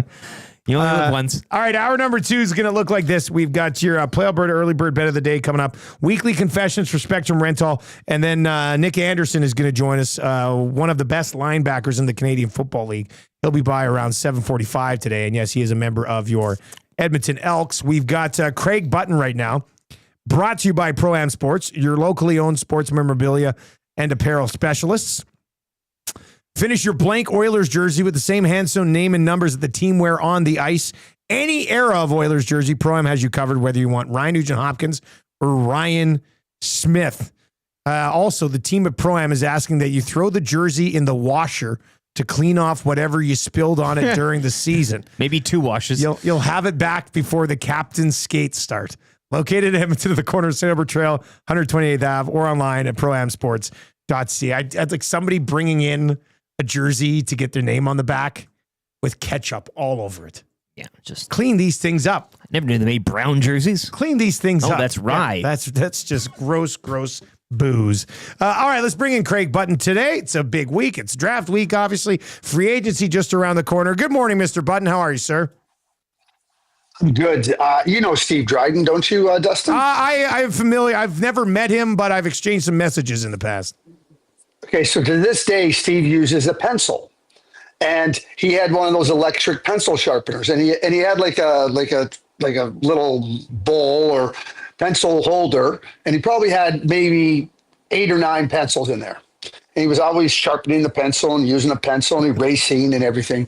So Ray Ferraro, he had an office and there was glass around. So Ray Ferraro unplugged the pencil sharpener. And then he broke off every single one of those of the tips of the pencil, and then he decided he was going to watch Steve. So Steve was doing it right. He goes, "Oh, they're not working." So he goes to grab a pencil from the thing, and Ray gathered up about 4 or 5 people to watch Steve and to torment him with the pencil sharpener. So. Don't let anybody play tricks on you with the new pencil sharpener at the new office, Dustin. I can't remember the last time it's a trick that people have used. Yeah, I can't believe. When was the last time you used a pencil? I have one at home. Do you have one at home? It's in a coffee mug of like pens and stuff. So yeah, I'll grab it. Do you use it for anything, or is it just writing notes and stuff and to my wife? I guess. And then what if she erased them and she accuses you of not writing? No. There's never been that type of thing. But I have a sharpener. It's a little plastic. The little one. Yeah. All right. Well, let's continue. This was electric. This was electric, Eric. This is electric. Steve Dryden to this day uses a pencil. He still does for everything. He writes everything. Everything's pencil. What a weird guy. Yeah, pens are just easier. All right. So we launched our segment earlier this morning. Off season. What off season? As we look into what's next here for the Edmonton Oilers. Outside of McDavid. What should be first priority here for the Oilers in your mind, Craig? I really think that you got to find a way to improve the depth of the forward group. Okay. I believe. Listen. I know others will say goaltending. I do believe the goaltending tandem has to change, and if you can upgrade Stuart Skinner, that's great. If you can't, give him some help. I'm not here to knock on Calvin Pickard or anything, but I think that area of the team has to improve. I don't think Stuart Skinner needs more help if he's going to be your goaltender, and if you can upgrade him, well, then Calvin Pickard's a really good, capable backup. But I think that I'll leave the goaltending there. I think the forward depth has to improve. It's fascinating to me, and I don't know if we've talked about this previously. I believe that Connor McDavid and Leon Draisaitl overperformed. I think they overperform so much of the time with what they do for this team. And they reach a point, back-to-back Stanley Cup finals, and they look fatigued by the end of it. I think a big part of that is because they don't have as much depth in the forward group as they need to get to the promised land. And so more speed, a little more size, and the bottom two lines in the playoffs gave them nothing. I shouldn't say that, in the final gave them nothing. In the final, they gave them nothing. And ultimately, that's where they got to get to. So that's where I would be looking to really try to improve the team. And I think there's lots of different ways to do that. And I think there's opportunities to explore that you can improve in that area and help McDavid and Draisaitl. I'm glad you brought up the forward thing because, you're seeing the different reports and stuff, over the last week or so and leading up into the next week of, they're close on a deal with Frederick. I've seen some reports that they want to bring Kapanen back. I've seen some reports that they're talking with both Brown and Corey Perry. And then, but that's like the whole group sort of just kind of re-racking here. So if you want to improve your forward depth, Craig, can you do that in just one or two guys? Or does it have to be like 3 or 4 new faces in that forward group? Well, why don't we take a step back and look what they didn't do last year and that really hurt them. Trade Ryan McLeod, don't re-sign Fogle, and don't match the offer sheet on Dylan Holloway. So in reverse, they hurt themselves. Yeah. And so now you gotta turn that around and try to help yourself. So yeah, I think they can. Is it easy? No. But being a Stanley Cup winner isn't easy. Being a Stanley Cup contender, I don't want to hear how hard it is. It's your job. Go and do it. The Edmonton Oilers did not have a good summer last year. It was not a good summer. And the fact of the matter is that 97 and 29 overperformed for this team. They're brilliant what they're able to do. They need help. And that's the job of the manager. They didn't bring Kapanen back. Sorry, not helping you. Bring in, I want Corey Perry, but Corey Perry had to play up. Kapanen was on your second line. Give me a break. Really? You had Paul Colson playing on your second line. Do they hate Leon Draisaitl?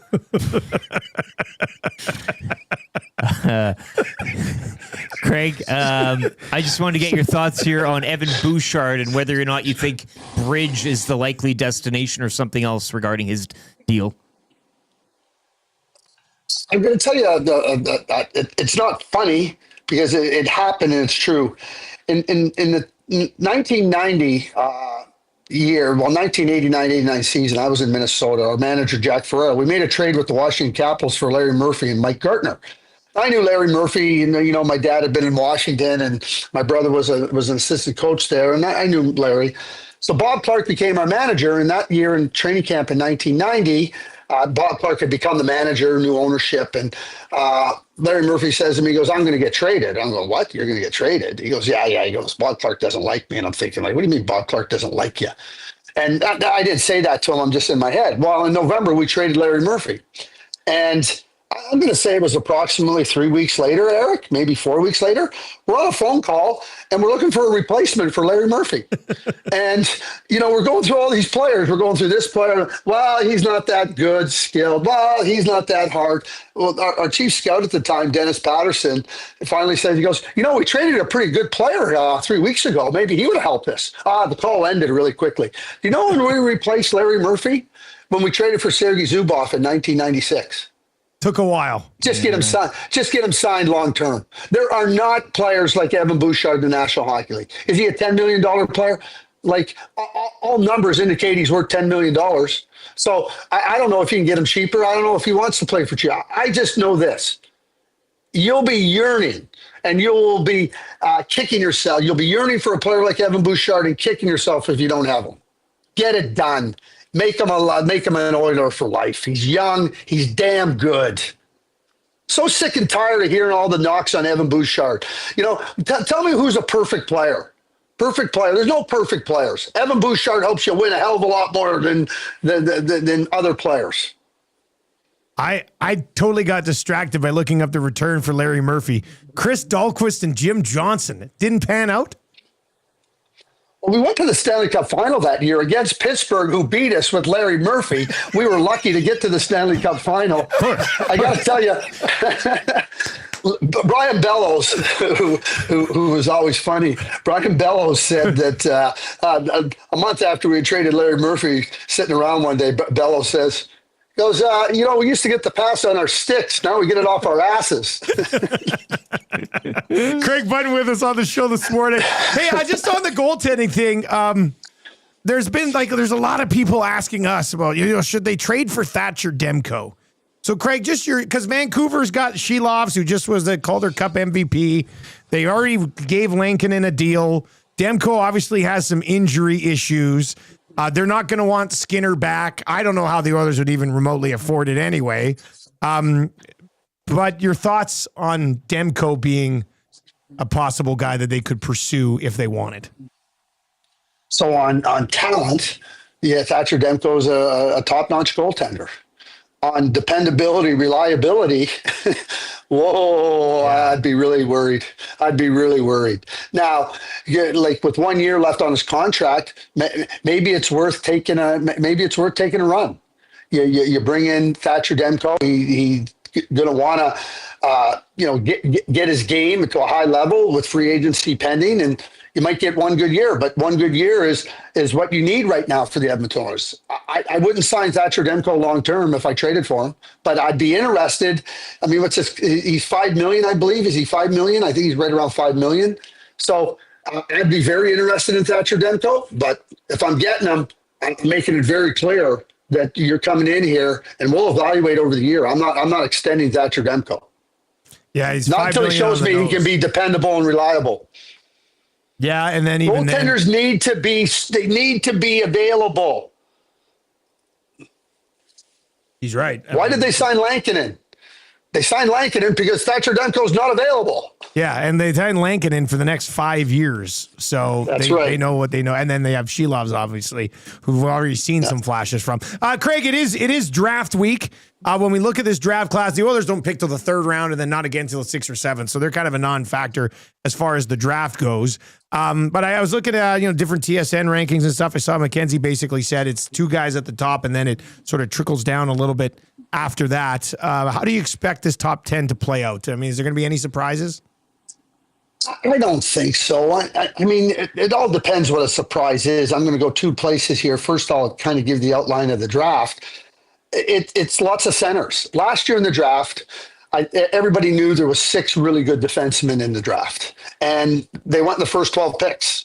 There was no question who the 6 were. They didn't know what order they were going to go. I mean, Sam Dickinson goes 11, Z Bulliam goes 12, but everybody felt that the 6 defensemen were going to go in that range. I think it's the same thing with the centers. I don't know who the centers are. I don't know. I know who the centers are. I don't know what order they're going to go. I mean, you have some really good ones. You have Michael Misi, you have Frondell, you have Hagens, you have O'Brien, a lot of really good centers. And I don't know what order they'll go into. When you talk about surprises, and I know I keep hearing about Beckett Seneca being a surprise last year. But if you break it down, and the reason I bring up the 6 defensemen is Celebrini was going 1, and then the 6 defensemen were going in the next group. Well, once Anaheim decided they weren't taking a defenseman, well, now they had it narrowed down to a forward. And the forwards were Lidstrom, Iginla, Demidov, and Beckett Seneca. Beckett Seneca was going in the top 10. So they took him at 3, and people go, oh, wow, that was a surprise. Not when you look at it from the Anaheim Ducks lens, where they're taking a forward. So that's what they did. Do I think somebody that you think might go 9 goes 3 or 4? Yeah, I could see that. Brady Martin is a player that's a heck of a competitor, really good player. I mean, he could be the guy that could end up in the top 5 for sure. I'm doing a mock draft today, and I'll give you a little preview. I'm gonna put Brady Martin going forward to the Utah Mammoth. Okay, I like this. When will this draft be available? When is your Sports Center tonight? 9:30 a.m. Mountain Time, 11:30 Eastern, okay, and 8:30 in the Pacific Time Zone on TSN 1, 4, and 5. Look at that. Where do you have Frendell going? I got to know because I know you like him. And Chicago. like him Chicago, yeah. Chicago. Yeah, you remember Dustin up in Camrose? He's a good player. I mean, he's a great player. He really is. And then he's good. I was going to say the kid that, because we did a link up, Banach. How far does that little bastard slide down the draft? I think somebody takes him in the second round. Think so? Yeah, I really do. Yeah, I do. He's such a good player, and he's cagey and he's smart. And the only thing he lacks is height. But he continuously shows what a good player he was. You saw him at the Lincoln Gretzky and at the U18 in Dallas in April. He was good there too. He joined the team after getting eliminated in the USHL. But he is a good player. Great stuff. Somebody's going to get a steal. Maybe the Oilers at 83 get Adam Banach. There we go. Okay, somebody to target. Good stuff, Craig. We'll chat again soon, man. Thanks. Oh, I'm excited about this mock. I was wondering. You know, it's funny because I was Googling last night Craig Button mock draft because I wanted to take a look at it before we had him on today. And the last one I saw, I think, was in late May, early May, like May 21st, maybe. And so I took a peek at that one, but I was like, why is Craig's mock draft not up somewhere right now? So I guess it's because it was dropping this morning. We just had the pregame show. Yeah, we just did. Mock draft. Like, I've got a couple little teases there. He's going to have Brady Martin going 4th. He's got Frentell going to the, but this Banach kid, he's little. He's like 5'7", but insanely talented. And a little bit of, I think there's a bit of an edge on him too, but he's so little. If he was 6 feet tall, he'd be a top 10 pick easy, like undoubtedly. The way the NHL's going, I like seeing the skilled, smaller guys. Yeah. Like I don't know, it's not. I think you can say it's not nearly as physical. The Cole Caulfield's out there. Littler guys can play today. They can. Yeah. They can. Yeah, and this guy, he's just an insanely talented little player, but he was outstanding at the Holinka, and then I guess as Craig said, he was good at the U18s as well. I think the quote there from Button that made me laugh was, "Do you hate Leon Draisaitl?" Which was, I like when that long-winded play came around and it was Murphy that beat him in the cup. Yeah. And yada, yada, yada. We lost in the cup final to Larry Murphy. Outstanding. Which is tough. And I think they gave up Dino Cicerelli to get Larry Murphy. And then they moved Larry Murphy for 2 guys that didn't pan out. Then Larry Murphy beats him. So a couple of fronts there. I'm not gonna try to pretend that I even remembered Larry Murphy being a North Star. I remembered Larry Murphy as a King. I've got his rookie card. Yeah. I remembered Larry Murphy with the Washington Capitals. He was there for 5 years. Yeah. I remembered Larry Murphy with the Pittsburgh Penguins. I remembered when he went to the Leafs for a couple years, and I remember him winning cups in the Detroit Red Wings. But for the life of me, I cannot remember Larry Murphy in a North Stars uniform.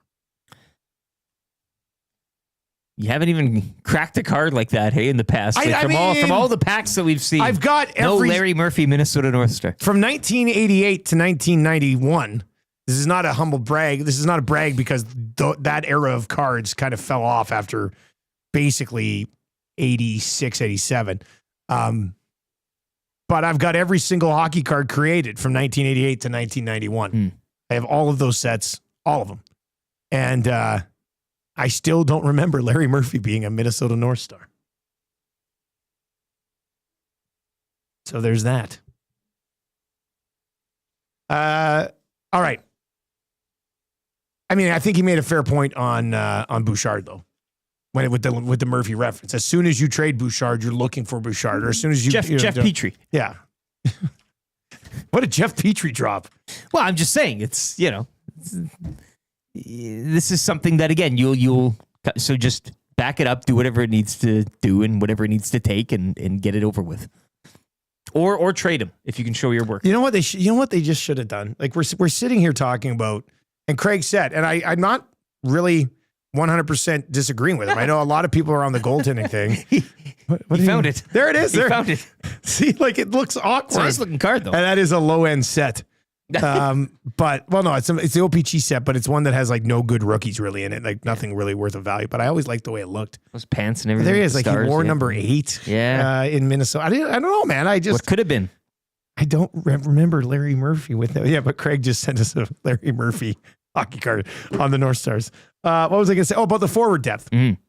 And that's the thing. They're looking to bring in Corey Perry back, and they're talking about Connor Brown, and Kapanen might be back. And okay, so then how are you going to change up the depth up front? Podkolzin's under contract still. If you're going to bring back Kapanen, you're going to bring back Perry, you're going to bring back Brown, bring back Frederick. I mean, what do you say? Arvidsson's gone, and you're going to use that money somewhere else. Yes. What they like, it just I hate being that guy. I don't like being this guy.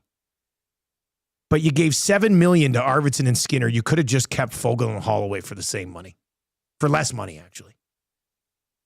And then we wouldn't be sitting here right now going, oh, what are they going to do? We'd be sitting here going, oh, they got Foegele under contract for probably 2 or 3 more years, and Dylan Holloway's just starting to become a big part of this team. Swing and a miss. Like what an awful decision last offseason ended up being for Jeff Jackson. In hindsight, I know it was like, they're getting more experience. That's what they need. But now you're sitting here going, Skinner's gone, and Arvidsson, you're trying to unload him for nothing.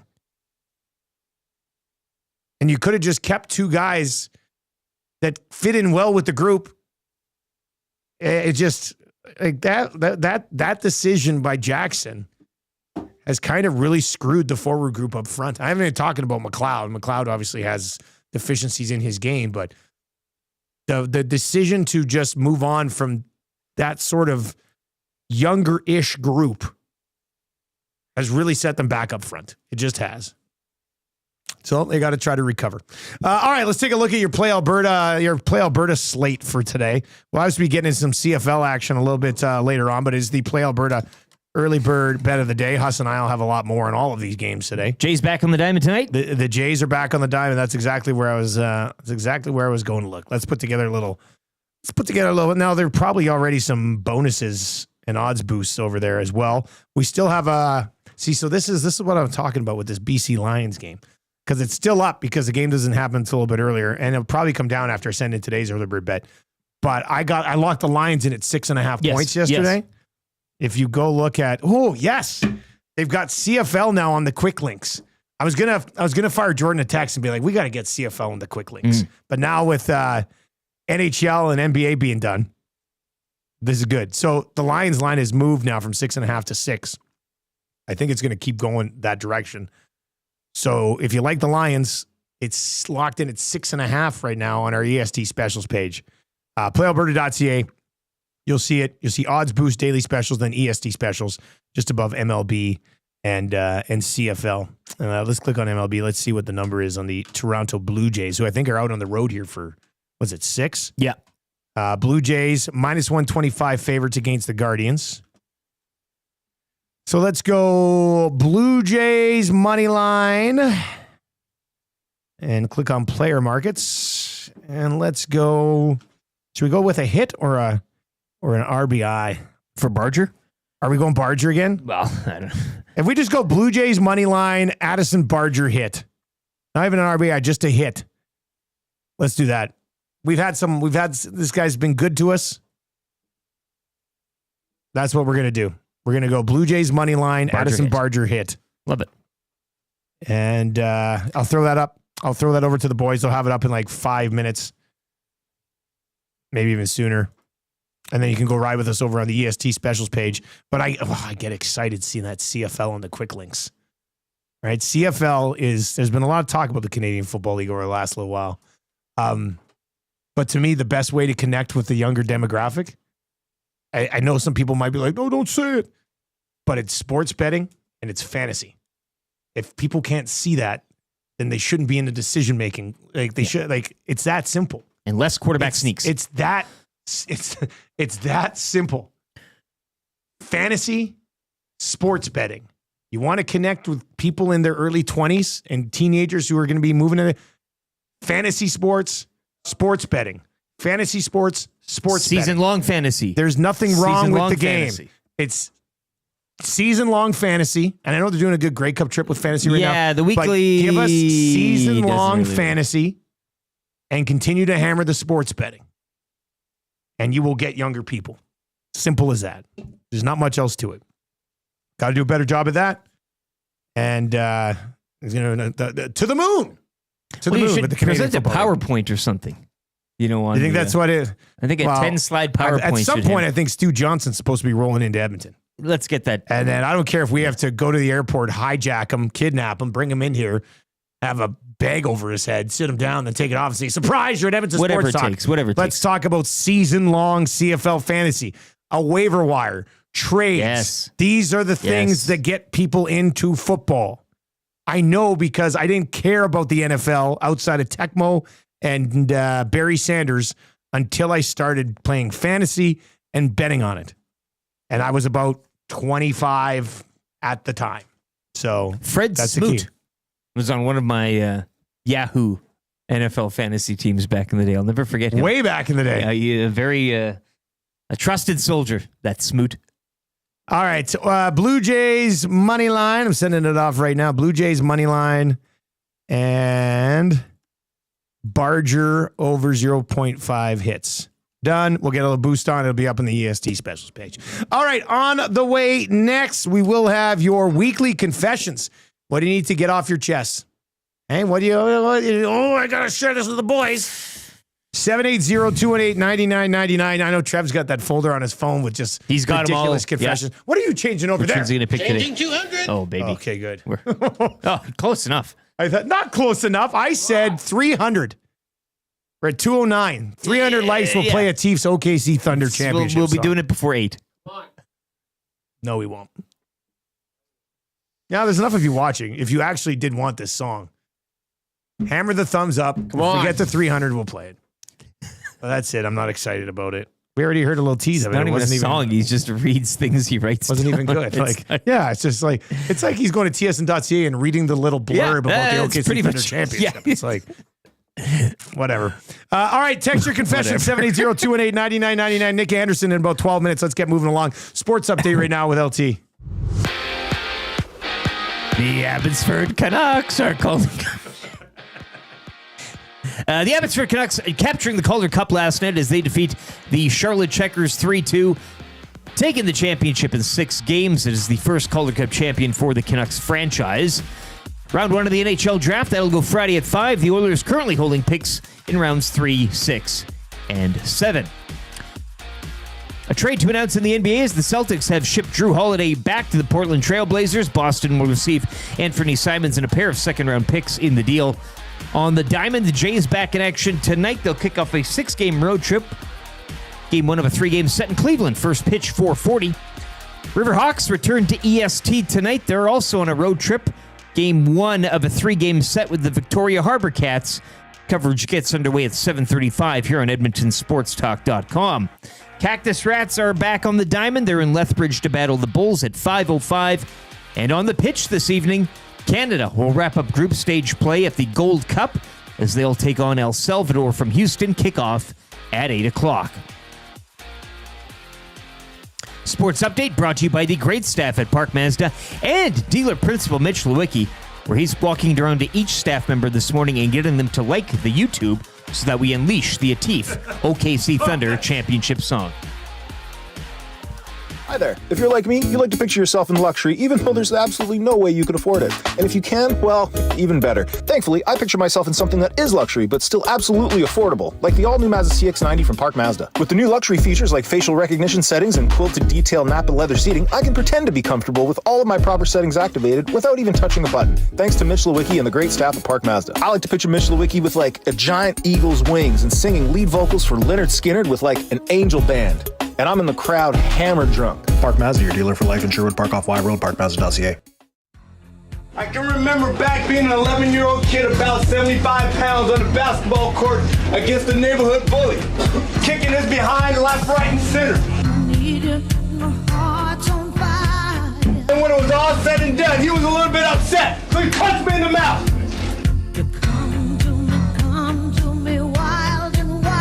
My uncles were over on the side observing, talking amongst themselves, adult things.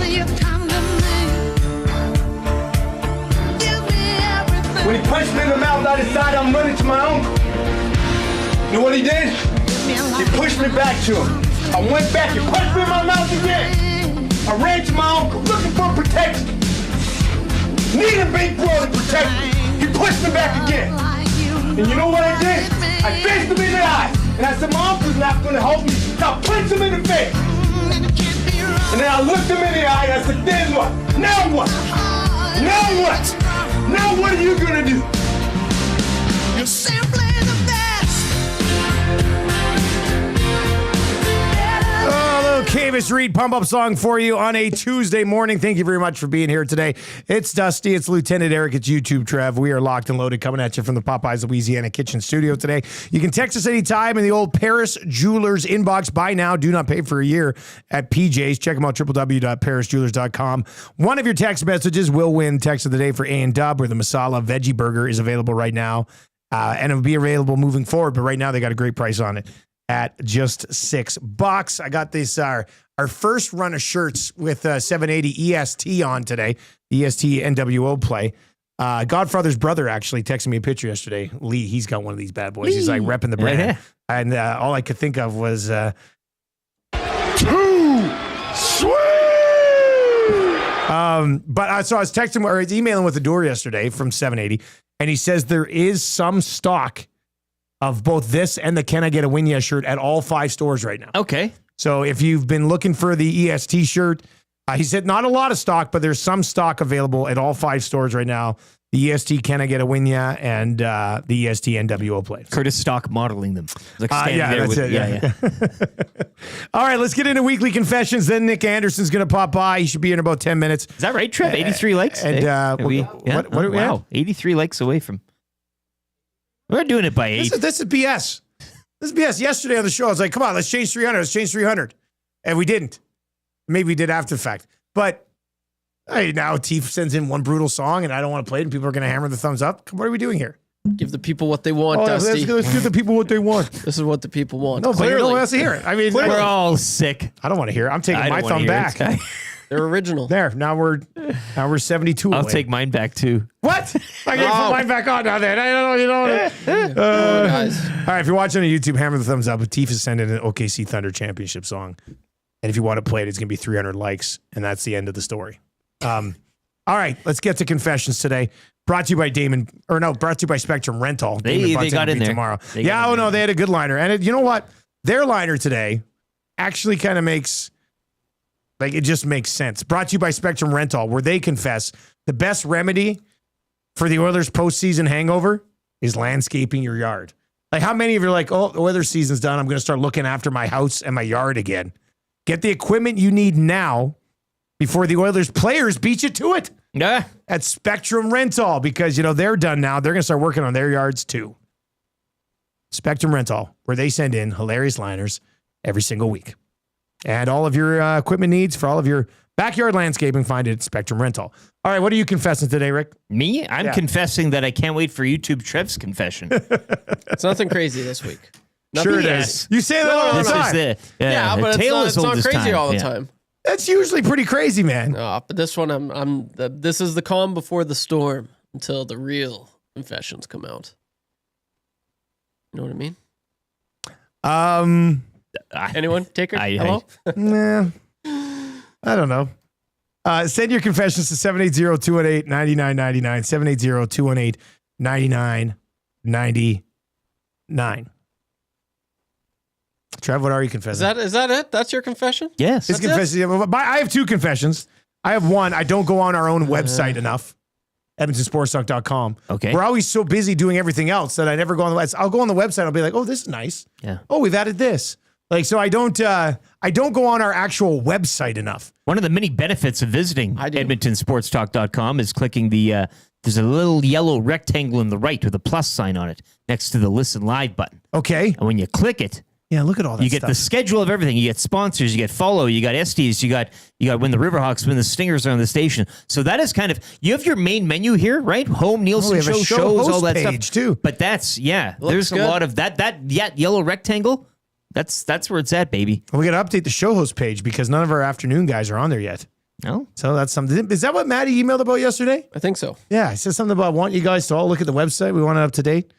But yeah, I like the how- website's very good and it's very it's mobile friendly. The first two hosts on there are Andrew Hustler Patterson And Curtis Stock. I know. I think it's an I alphabetical don't think order. we need to change and it. It's amazing. It's fine as it is. You can also find information there for the Capital Care Golf Tournament, which we're going to be broadcasting live from. We're going to have an opportunity to auction off to play with me in that Capital Care Golf Tournament. But we're kind of adopting that as one of our sort of main partners. Our golf classic fills up so quickly and it's such a good time. We're like, you know what, let's hop on board with another tournament and get a bunch of nasties out for that. So you can find that information, edmontonsportstalk.com, right at the top, Capital Care. So Mike, I guess my first confession is I don't go to our website enough. My second confession is, because I'm traveling for CFL again and I'm gone on weekends and stuff. Yes. My wife is handling the lawn mowing duties. Oh. And now here's my confession is I don't really feel guilty about it. I think like most husbands might be like, oh, I got to do this. Hey, this is my duty. I'm the husband. But I'm just like, hey, nice job. The yard looks great. So she doesn't do it wrong, hey? No, I don't care. But I don't care. You don't care, yeah. I don't care. I'm not going to come home and be like, you missed a spot. I'm just like, oh, it's done and I didn't have to do it. Yeah. So I don't know. I don't feel what I would expect to be some husband guilt on my wife mowing the lawn, but she's good at it. I think she likes to do it. So my confession is I don't feel bad about my wife taking over lawn duties. It's nice you're on the same level of care, though. That helps. Like if you're both kind of just meh.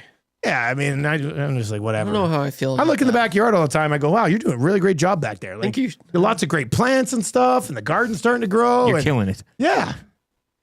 So anyway, that's how I process. I don't know if I like that. No? I just don't feel bad about it. I don't know. I feel like you should. Yeah, well, that's the thing. That's why I'm confessing, because flowers. I think I probably should. Well, she has flowers in the backyard. Why would I have to bring her flowers? Well, like, great job on the lawn, honey. Now we're gonna start giving her flowers for mowing the yard. What? Yeah.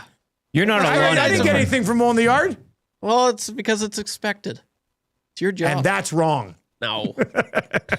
All right, what are you confessing? Yeah, well, last week was obviously a very tough one for YouTube, Trev, when the Oilers got eliminated. Back-to-back years. I figured I had to change up my life and what I do. And so, yeah, I've made some significant changes in my life since then.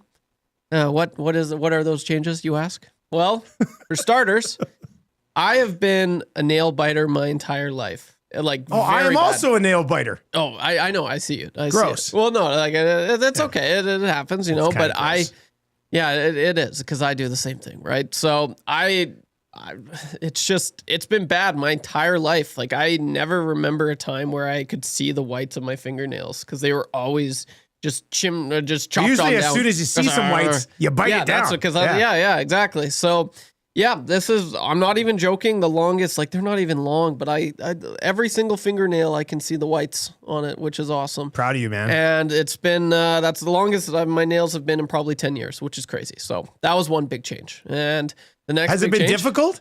Are you putting anything on there to make them taste bad? Or? No. I just I go to do it and then I just stop. Not that you myself bite your every nails single for time. taste. I know what you mean. My mom used to always have to do that to my fingernails. Have to put on that stuff.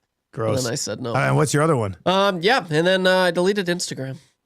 Whoa. This was big. I had to get off social, and it was too much. And it's terrible. As we were talking about yesterday. You send your videos all the time. I know. I feel bad, but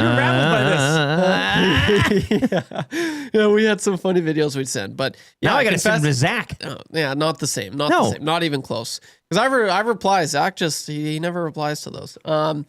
But yeah, so I had to delete, and kind of what we were talking about yesterday, just seeing the Florida Panthers celebrate. I couldn't do it. So what did I do? So that's why. That was the main driver? Yes. You didn't want to see Florida Panthers celebration, so you deleted Instagram? Sick and tired of it, man. Sick and tired of it. Now, when are you planning on downloading again? Probably not till September. Will you still go on it on the computer? Nope. So you're completely off Instagram. Yeah, I have no idea. I'm not very much on Instagram anyway, so it's not computer. like. Yeah. Did I say that funny? Log on the. Yeah. I did. Here's a confession. When you're surfing the web. Here's a confession. Yeah. Up until like less than a year ago, I didn't even know you could go on Instagram on a website, like on a computer, like on a browser. Yeah, it's pointless. I didn't even know it was a thing. It's totally pointless. I only thought it was an app. Nope. Yeah. No, yeah, you can go on the browser there. And then lastly, just quick. Holy, you got another one. Well, yeah, I had to make significant change. I had to, because maybe if I do, something will happen with the Oilers. I don't know. That's the way I think. This guy's a psycho. Yeah. So I've been hitting the gym. I have ever since I've gone 7 days a week straight at the gym. And I feel it for sure. I'm pretty rough. You're getting jacked, eh? Yeah, Some people say yoked. I saw that in the nasty chat yesterday. But that's my other one of just 7 days straight. I want to see how long I can go to the gym. You're living a good life right now. So you're not biting your nails anymore. I'm off social. You're off Instagram. At least Instagram. That was the big one. And you're going to the gym. Yep, 7 days straight, baby. Who is this guy? Yeah, this is God, wild. I feel like all your confessions are going to be lame now. No. I still got Okay, good. yeah. But these were kind of lame a little bit. Not gonna lie, but just wait. Next week I've already got one. I'm trying to figure out how to say it and whatnot. You know. If we need to lay it out later on, we can do that. Yes. You have to keep the mustache now, though, if you're gym guy. Hey? Well, see, and that's the thing. Like, I was laughing on my way into the gym yesterday. I'm like, because sometimes I forget I have it, but I can't take myself serious. Like, people are looking at me and I'm like, oh, it's a weird feeling, man. Like, I can't take myself serious. I look like a goofball, you know? I think you look great. I mean, also hilarious. Yeah. All right, there you go. That is Weekly Confessions by the fine folks at Spectrum Rental. Where Hampton Steve asked a good question. When does Marshall start cutting the grass? Good point. That is a good point. When do kids start cutting grass? I was about his age. Were you 10? Yeah. I don't think I was 10. I mean, we have a lawnmower that has to be plugged in and the cord's a bit of a hassle. Mm. Plus he likes just playing, you know? He's not, he's not conscious yet. If he's going to be busy mowing the yard, he's not going to be busy going through base cards, which he loves to do after I do a break. Like, Daddy, can I look through those base cards? I was like, of course you can, son. He's gardening, though. Him and the Muzz both mix. like to garden. Yeah, They like so to get out back. He's got a bit of a green thumb, but a bit of a green thumb. Until you have that first beer, right? I think. Yeah. Once he starts drinking, then he can mow the lawn. Yeah. That's what I'll tell him. Go hand in hand. Yeah, he's got a few years I left before that. Gage is going to join us around 8:30 today. 3 questions too many still to come. Kind of easy trivia is on the way as well. And tomorrow after Oil Stream, I didn't realize this. I kind of screwed up my flight a bit. I didn't screw it up. I'm going to have to hurry. So we're on location tomorrow, Boston Pizza Capilano for Oil Stream. And then I board a flight at like 1:45. So I'm going to be a hot tamale getting to the airport to get to Winnipeg. You just got to get that Nexus card out. You'll be fine. Well, that's the thing. But it'll be a quick turnaround there. Anyway, I'm going to call the Elks and the Bombers, which should be a big game on Thursday. Kicks off week 4 in the Canadian Football League. And Nick Anderson joins us on the show this morning. One of the linebackers. Burst onto the scene last year. He was in here on the Hangout. He's been on a bunch of shows. I think he likes doing media, which I think a lot of players might not. So let's bring in Nick Anderson today. Nick, is that true? Do you like doing the media stuff? Oh, he's muted. I think you might be muted, Nick. Check. Good morning. How you doing? We got you now. So you like doing it? I don't mind it. I don't mind it, man. I feel like it's really a great opportunity to market yourself, brand yourself, really allow people to see your personality outside of just having a helmet on. So I always take advantage of the media opportunities. When you were growing up as a kid, would you be like a guy who gets home from school or after practice and watches PTI and stuff like that? Like, did you like that stuff growing up? Sometimes, like, I was a big YouTube person as a kid, so a lot of times I'll come home, watch like different things on YouTube just to kind of understand a little things that were out of my perspective. And so growing up a kid in Mississippi, you don't get exposed to too much. And so, I just always had the curiosity of, what's going on in other people's lives. Yeah, well, YouTube Brad, you can find anything you need on YouTube. You're on YouTube right now with us. So look how that's worked out. All right, let's start with this. Changes on the defense in the offseason. You're playing behind a whole new defensive line. You got a new safety in behind you. I mean, you still have Niles next to you, so that certainly helps you two guys. But what's it been like with so many changes on the defensive side of the ball? How is that for you adjusting to playing with 4 new guys in front of you? I mean, like you said, it's an adjustment, but that's just the nature of playing professional football. Each year, the team is going to be different, whether it's offense, whether it's defense. Every year in training camp, they bring in 90 guys, and, it gets down to 45 guys that they keep. And you always got to be ready to adapt and play with anybody. But I feel like the team has did a great job on really building chemistry early. We just got to continue to grow, continue to learn how each other plays. It's easy for me and Niles to be able to play off each other because we spent 18 games together last year. And so just trying to understand how other people see things and how other people do things. You got to also take to accountability that prior to a couple months ago, I had never played with these other guys. And so that's just the reality of professional football. And that's what makes the great teams great. And I know that once everything aligns and we get on the same page, everything's going to get rolling. New defensive coordinator for you guys this year as well. Has there been much of how different is this defense than maybe the one you guys played in last year? It's a little different from the one that we played last year. I feel like the defense that we played in last year had a little bit more man principles rather than zone. This is a true vision break zone defense, which is pretty good. It's always good to have your tools in your tool belt to be able to adapt and play in different schemes. But I feel like JC has done a great job of preparing us week in, week out, and really giving us the opportunities to go out there and make plays. What's it been like in prep for the Bombers? We've been talking for years when they might kind of fall off or drop off a bit, but 2 wins against the Lions, who, you guys lost to the season opener, the Snoop Dogg game. What's the prep been like, and do you see anything different when it comes to their offense from, seasons past? Just overall, you see a group when it comes to their offense that, is a veteran group, especially up front. They got a very experienced offensive line that has been playing with each other for a long time. You see the success of their quarterback, Caleros. He's been in this league for a long time doing great things. Don't know exactly which running back we will see, but running backs by committee, they're going to try to establish the run game. And so we know it's going to be a physical football game. The atmosphere is going to be great. I think they should have over 30,000 in that stadium. So it's always great to play in an atmosphere like that.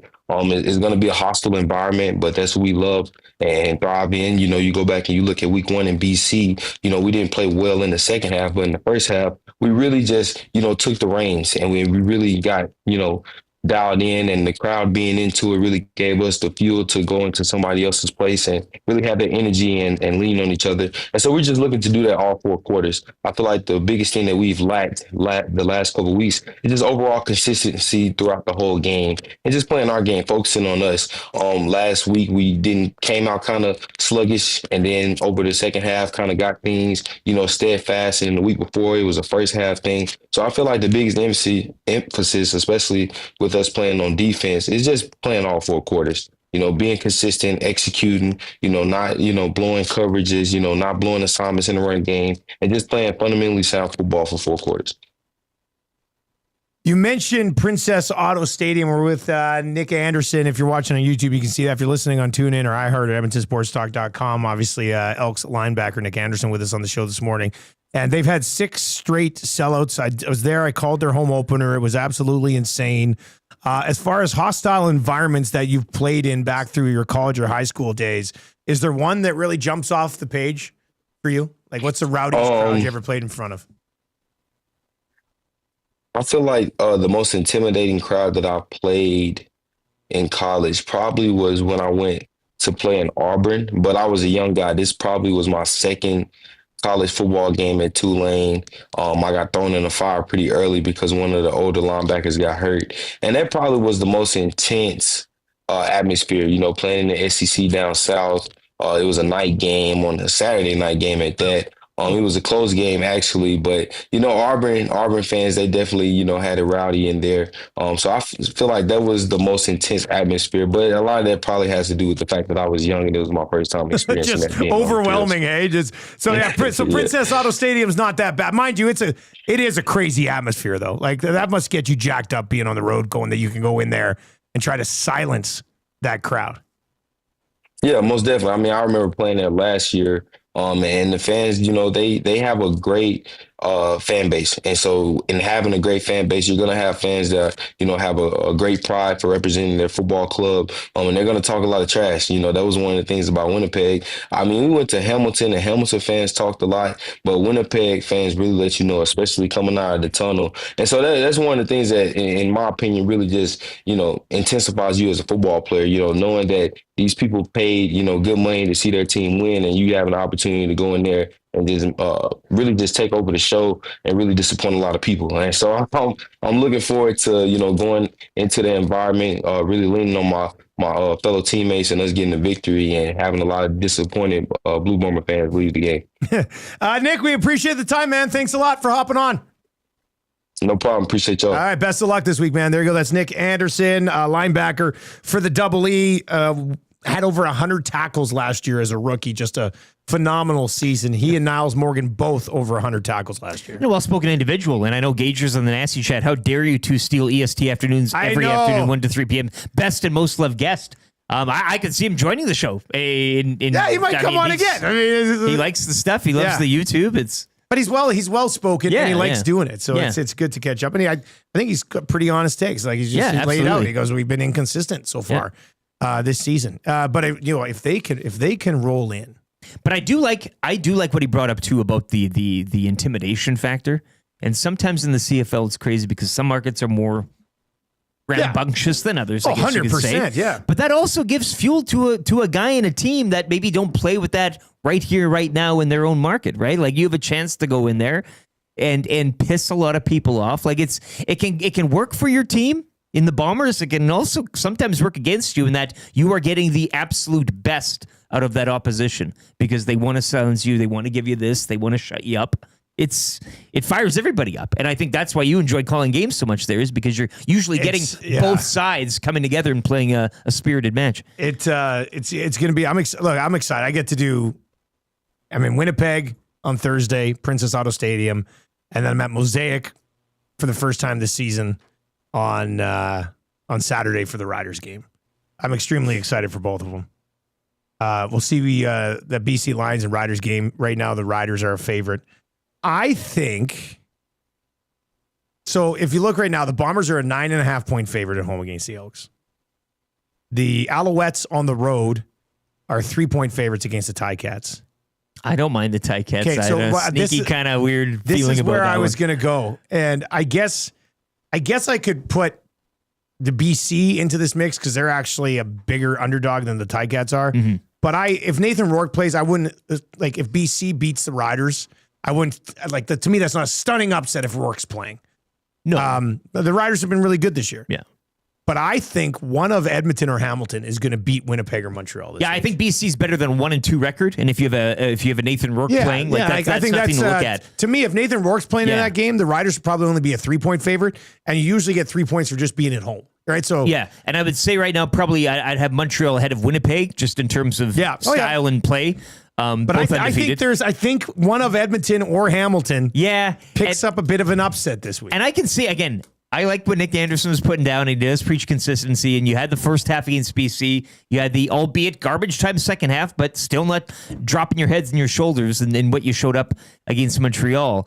But I'd rather Hamilton at home against Montreal with a Bo Levi Mitchell than the Elks on the road in Winnipeg trying to pull that off. You get it? Like, If I had to say which one you think has a better chance, it would definitely be Hamilton. Smell either one. I don't know. I think there's some sort of upset coming in the CFL this weekend. Or maybe it's the Argonauts in Ottawa. The forgotten game. Well, Sunday at 5. Well, yeah, we got a Sunday game this week. Yeah. I like that. That's kind of exciting, actually.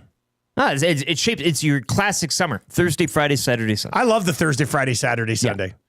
Focus on one and then the Elks are home against Ottawa. Correct. And the tailgate. And Trev, you said the tailgate was awesome. You were there for the first one, you and Benny. You were telling me yesterday that there's so many people coming up that listen, but are not like the regulars who would roll into a party. Yeah. But it was good. Yeah, compared to last year, like there's so many new faces that I've never seen before, and people just coming up. Hey, like last year, like, hey, have you heard of Edmonton Sports Talk? I give a little brief on what we do and who we are. This year, I'm like, you heard of? Oh yeah. Like every single person. Like it was Love actually to see it. Yeah, it was awesome. But yeah, everyone that came, and I meant to give a shout out to everyone that I met last week, but there were so many people. So just huge shout out to you guys. You know who you are, but it was really cool to see everyone. Okay, that tailgate's going to be a good time for the next home game. And the new tent there, we look extremely professional now. The tent. Nothing against that other red tent we were using, but the new tent looks great. Shout out William Huff. So yeah, it's exciting times for this season. I just want this team to start winning some games, man. Yeah. Well, let's see it. Yeah. Let's see it. No easy outs. No, I don't. That's true. I mean, It's there a are credit no to easy the outs, league right now, yeah. where you're not really identifying anybody on the schedule or a stretch where you're like, oh yeah. Catch the Edmonton Elks in action this season. Head to goelks.com to score your tickets now and then join the excitement at Commonwealth Stadium. Do not wait. Book your seats today. The next home game coming up against Ottawa.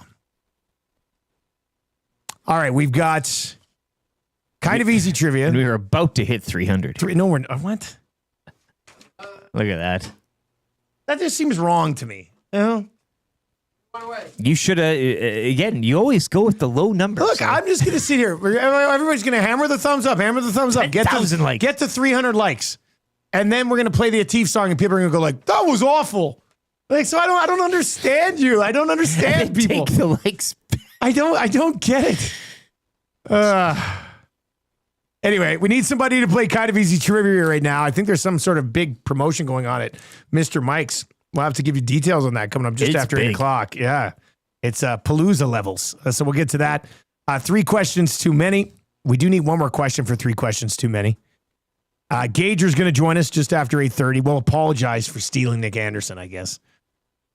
Or did I just text the Elks yesterday and said, hey, we would like Nick Anderson. He can choose which show.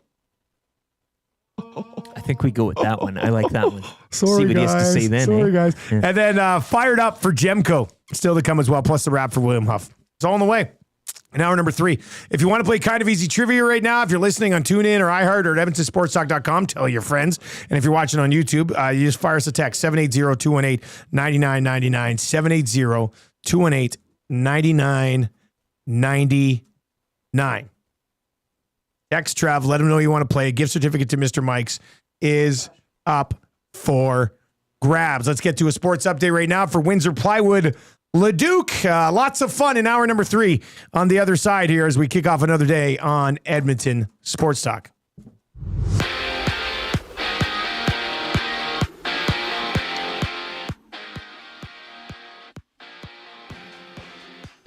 Blue Jays back on the diamond tonight as they kick off a 6-game road trip with a 3-game series in Cleveland. First pitch 4:40. The Riverhawks return to EST this evening. They are in Victoria to kick off a 3-game set with the Harbor Cats. It's a game you can hear live on Edmonton Sports Talk. Coverage starts 7:35. Cactus Rats also in action. They're down Lethbridge Way to take on the Bulls at 5:05. Canada on the pitch this evening. The men's soccer team will wrap up group stage play at the Gold Cup from Houston against El Salvador. Kickoff at 8 o'clock. A trade in the NBA saw the Celtics ship Drew Holiday back to the Trailblazers. Boston will receive Anthony Simons and a pair of second-round picks in the deal. And the Abbotsford Canucks capturing the Calder Cup last night. They defeat the Charlotte Checkers 3-2 in Game 6 down at Bojangles Coliseum. Round 1 of the NHL draft goes Friday at 5. The Oilers currently holding picks in rounds 3, 6, and 7. Sports Update is brought to you by Windsor Plywood Leduc, locally owned and operated, serving Leduc and the surrounding area since 1993. Doors, flooring, baseboards, and of course, plywood. Go see the knowledgeable staff at Windsor Plywood Leduc.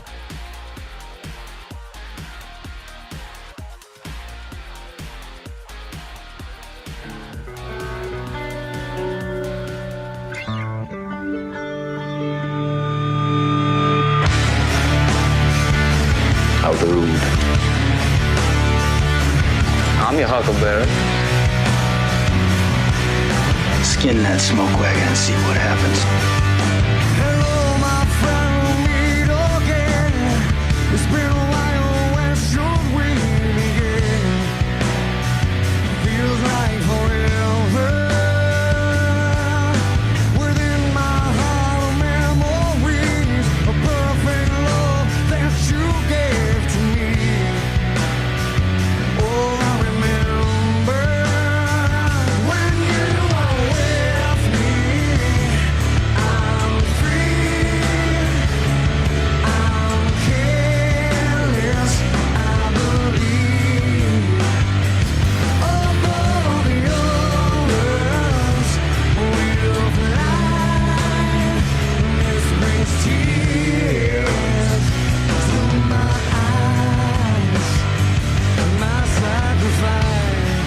Or on the Nielson Show. Thank you very much for being here today. Tell your friends about EST. Edmonton Sports Talk is presented to you by Play Alberta.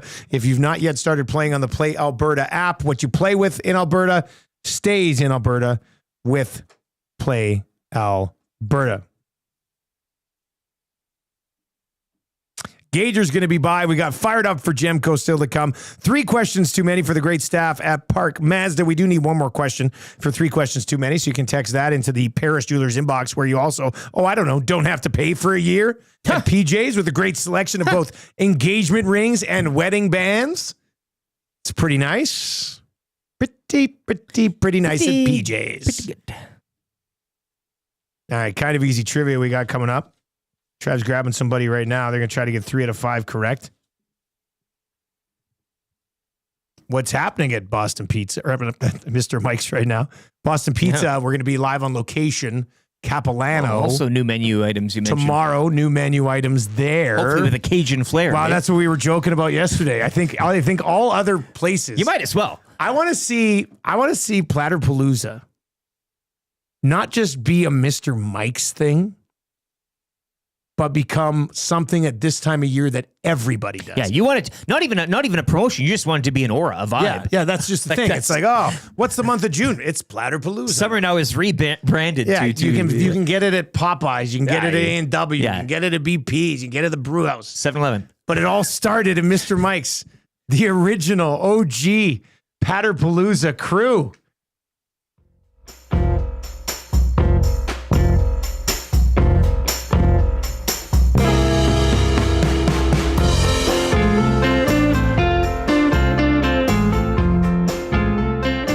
Mr. Max is turning up the sizzle this summer with Platterpalooza. From barbecue ribs to coastal combos with lobsters and prawns.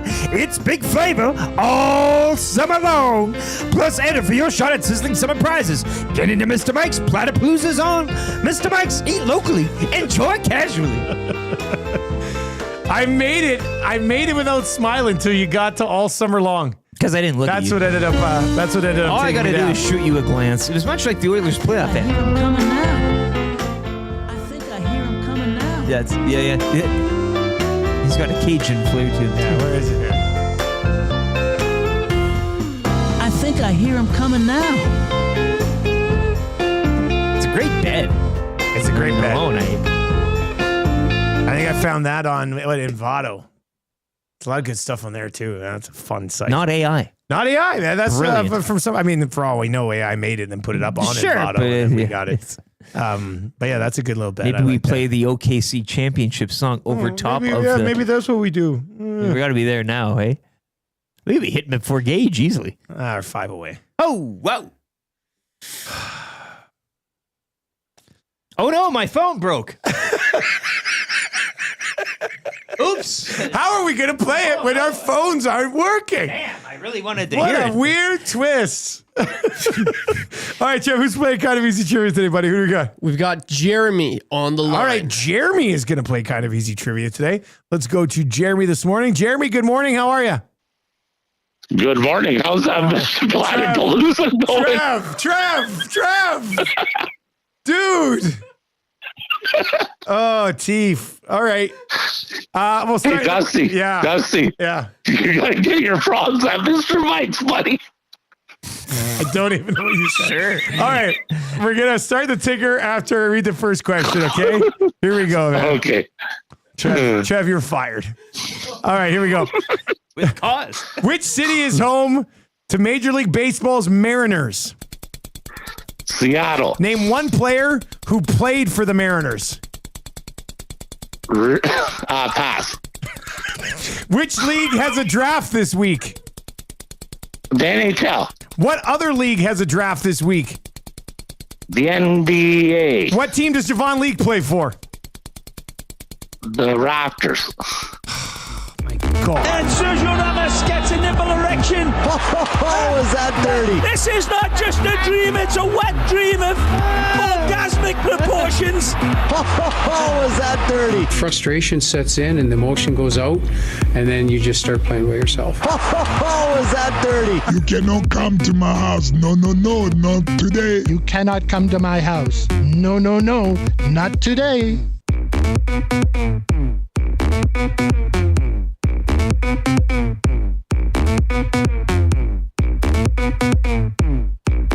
Wait a sec. This guy rolls into tailgates, goes to every game, doesn't know that Javon Leake plays for the Elks? What are we doing here? Gives me hell when I can't make it out to one. Yeah. And say, what kind of... He's at all the games all the time. How does he not know Javon Leake plays for the Elks? You should almost... I mean, I know the rules are 3 out of 5, but that's a double point. And then I just realized, what are we at? Or did we hit your guys'... Yeah, okay, we've hit 300. Okay, so... I have a problem with what's going on Double here right dose. now. Let's play it right now. Let's go. Fine, go ahead, play it. Are you sure? Yeah, because I'm calling him out after this. I'm calling him out after this. He did nothing wrong. Because I see what's going on now in these texts. He did nothing wrong. And this, Trev. He's innocent. You're ridiculous, for starters. That's rude. Bringing T-Fon on a day like this, we're trying to dodge a bullet. And then Jeremy. Jeremy's the fake name? That was Jeremy. Leave him alone. What was it before? Like Pierre? Marcel and Marcel, Jeremy. yeah. Okay, go. I'm not playing it. You play it. I'm not holding my phone up to this. It was your thing. Come on, this is going to be awesome. It's not going to be awesome, but you don't know that. How do I rewind here? This is... Here we go. I think this is bogus. Anyway. It's all bogus. This is all... We'll get to it. Here we go. This is a Chiefs OKC Thunder championship song. We're having fun. The OKC Thunder are NBA champions. Thunder. They built their team from draft picks. Thunder. They're called the OKC Thunder. And I couldn't even say their name in kind of easy trivia. Thunder. Congratulations to OKC. Party as you may. Party responsibly. Go Thunder, go. You got Shea Alexander, Canadian. That's MVP. Yeah, baby. Go Thunder, go. It's the OKC Thunder. OKC Thunder coming right at ya. Let's go. Let's go. Okay, shut it off. What are we doing here, you guys? Like, why would you want that? Why would you do 300 likes for that? That's art. It just, all he said was OKC Thunder in different tones. Yeah, let's go. He rhymed it once. Thunder. My God. Well, the weird thing is that he texted us earlier and has this whole song on AI with lyrics. And then he's like, I thought that's what he was going to do. I know. I thought he was just going to read the song that AI made for him. I thought it was going to be a Mexico song. The whole topic was a Mexico song. Hey, guys, I'll get working on a Mexico song. And now nobody asked for a basketball song. We didn't ask for the lyrics, nor did we ask for the slam poetry version. Oh, my God. Let's see here. Jill says, not his finest work, but Rams guy Rob says that was his best work yet. Different. I saw, like he said, he texted this morning, all these lyrics to his song, and I'm like, wow, these actually rhyme. It looks like a real song. Well, you know where he got that from? And then, he went on AI, and it's like, write me a song about the Thunder. And then he says at the bottom, he goes, you might have to add music to it. I was like, what are you talking? Like, why? What? So then I thought he's going to come on and sing his song, that song. But then he goes and sings this other one where he just goes, thunder, thunder, thunder. Yeah. Party responsibly. My God. All right. Yeah. Yeah. You better hit that. That was one that you earned, Nasties. That was one that you earned. God. I need to cleanse my Atif palate. Come to Mexico with us. Yeah, this will get you there. Thunder. OKC Thunder. Party responsibly. It's time to get away for a little fun and play. So fly and stay with the A. Come to Mexico for a lot of fun. Come to Mexico for a little sun. Come to Mexico to get some rest. Come to Mexico, it's gonna be the best. It's time to get away. That's one of our new Mexico songs. Our trip to Mexico is already 50% sold out. You're going to hop on this bad boy right away. It's selling out because they know it's going to be an awesome time. They know it's going to be a killer deal. Call Chelsea, 780-970-4834. $2,490. Direct flights here to Cancun. 5-star, Planet Hollywood. All your booze, all your food. Great time with us. And now we got sweet tunes for it too. I think Atif started there at the very beginning of the song trying to do that song. What's that song? Imagine Dragons? Do they do Thunder? Feel the thunder. That definitely was it. Lightning and the thunder. That's where it started. And then it just completely went off the rails. I thought he was going to go, like a AC/DC or something like that. You know, like I thought he was starting Thunderstruck. Yeah, did he also try to start Thunderstruck? No, but I thought that's where he might be leading to. God help us all. That's creative, man. So we sit here yesterday, do an excellent radio program. Don't get to 300 likes.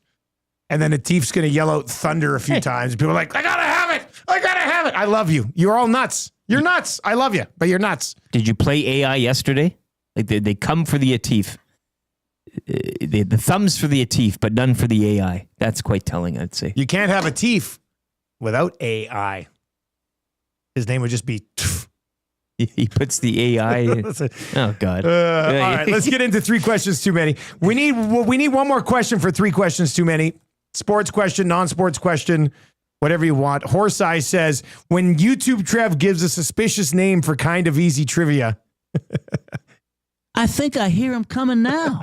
Marcel was a great one. Yeah, but Jeremy, I thought might be a listener. I mean, we sort of had a Jeremy on.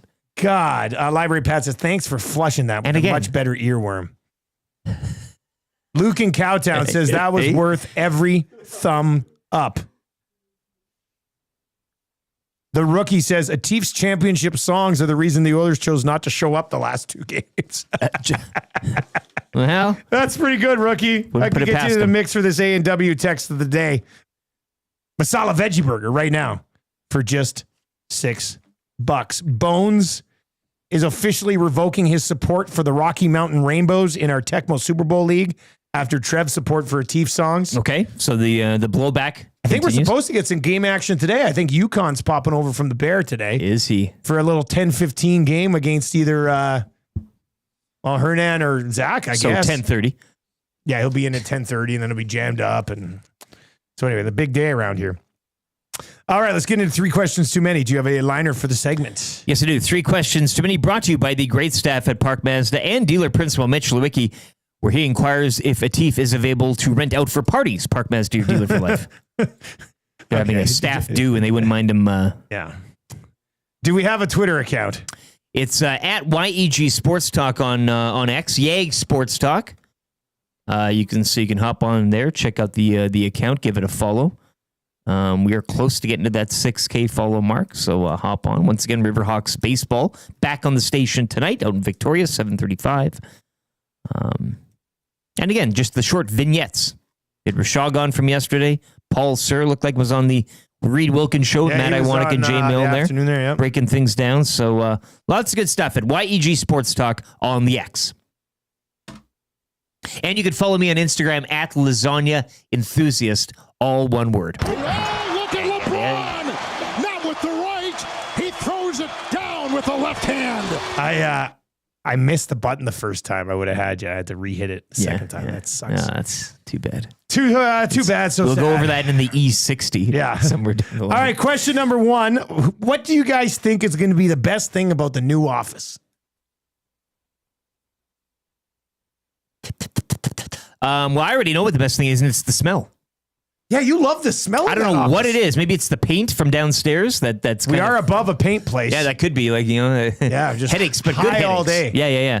No, I don't know. I mean, the smell is not. Look, I don't even just about that because some places just give off like an odor where you're like, what do you do? It is a nice smell in there. So that's pleasant. It's not like off-putting. But in terms of that's just important. It's nice to work in a like place you're that going to be in there a lot. You might as well be enjoying it.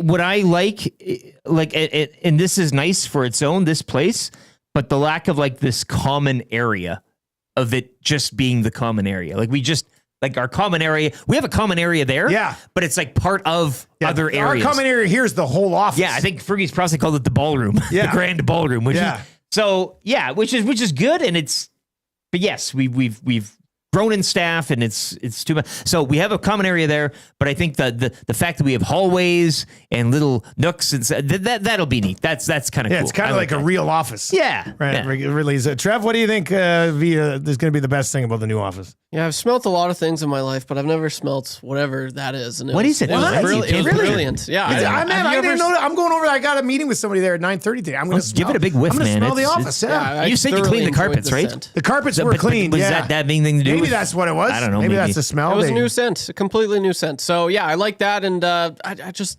more space. Like selfishly, some days I like to be very social, chatty Cathy with everyone. How's it going? No. But some days I like being quiet. There'll be some quieter work areas now and stuff. That's what I like. You can kind of make whatever you want and extra room for activities. Yeah, there will be a little bit more Lots room of for room. activities. Yeah, that's exciting.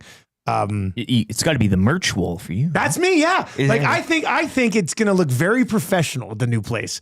Not that our place doesn't here, but no. Yeah, But so let's like, be honest. to me, you're going to walk up the stairs to the new office, and then you come in, and there's like sort of what would be a reception area. So we're gonna put a TV with our shows going on there, and then a couch, maybe a small little sort of desk, and then we're gonna have a merch wall right in front of this big glass. The glass sort thing. of wall. That's what gives We're gonna it put the- a merch wall there, and then people could come in, and we'll have shirts, and we'll have hats, and then people can come in, and I think it'll just look professional, seeing like a merch wall right when you walk in. The Godfather even suggested I get one of those half mannequins, and we put it on top with an EST shirt. I think we just have Curtis Stock modeling There all different the time, wares maybe, throughout yeah. the day. Yeah, I mean that could be something. That could be something that works. But it's that glass casing that gives the professional shine. It Let's does, be doesn't honest. You only see those in like really high end dentist offices and stuff of that. Like that, you don't build one, you never ask for one, you don't go buy one, but it's there, and it's nice that you're just moving into a place that has that glass crystal backing. Yeah, it's a fancy wall. I had to get extra insurance, of course, just because of that glass It's a wall. big it was like piece. glass It's insurance. a huge piece. I didn't know you had to get glass I mean, insurance. for things. Bruce can wrap whatever he wants. He ain't wrapping that. No, that glass wall will stay glass. Yeah, Question number 2: should the Oilers actually be looking to bring Connor Brown back again? What say you? 780-218-9999. Like I just worry that, like I keep seeing they're going to bring back Kapanen, they're going to bring back Brown, they're going to bring back Perry, they're keeping Frederick. So, like, where's the change coming up front? Right? Their general manager said last week they need to address things up front and between the pipes. Connor Brown's part of the core, is he not? Not the deep core, but like the outer core. Like if you're coring this team, like Kapanen's not a core player. I think but Brown's friends. They're kind of but tight, I mean, like they're kind of. If you bring he's a good everybody guy in the back, room. you're going to expect the exact same result. Yes. Like I understand you like Connor Brown at times, but their penalty kill sucked in the playoffs. Yes. He did nothing in the Stanley Cup final. Yes. But he's longer past that knee injury, to which we've said he's looked better. So we're. I'm just saying, what's the option other than him? Sometimes you want something that you don't know, and then, what's it going to be? Because I'm all for change. I get you there, but So what's your right side going to be next year? You're going to be Hyman. If Arvidsson's gone, your right side's going to be Hyman, Kapanen, Brown, and Perry. You're going to expect a different result? What are we doing here? So no, I don't like if Brown is one of the 3 guys that comes back and like the other 2 guys leave. You know what I mean? Like, yeah. Sure, if you want to bring him back, Yes, that's fine. yes, yes. But you can't just bring back the whole group. No. Trev, what do you think? Like I think if you ask people right now, Perry or Brown, they'd probably say Perry. But I worry that, we do like this guy. We're going to bring him back. And then all of a sudden you're going, what's the change? Oh, Arvidsson's out. 1 other guy's in. We're running back the same group of forwards. So who do you cut loose? Yeah, like if that's the case, obviously Arvidsson is going to go. And when you put it that way, the right side definitely does not look That's appealing. not a Stanley Cup caliber right side. No, not at all. Like I'm totally okay with the Connor Brown experience coming to an end. It was good. It had its moments. It was fun. It had a cool story to it. This year, he was way better this year. Just looking at his point totals, almost tripled what he did in the year prior. So it was good. I thought it was fun, but if Connor Brown and the Oilers, they move on from him, I would be totally okay with that. 780-218-9999. 780-218-9999 if you do want to chime in on that conversation today. The Gourdfather says he'd rather have Brown than Kapanen.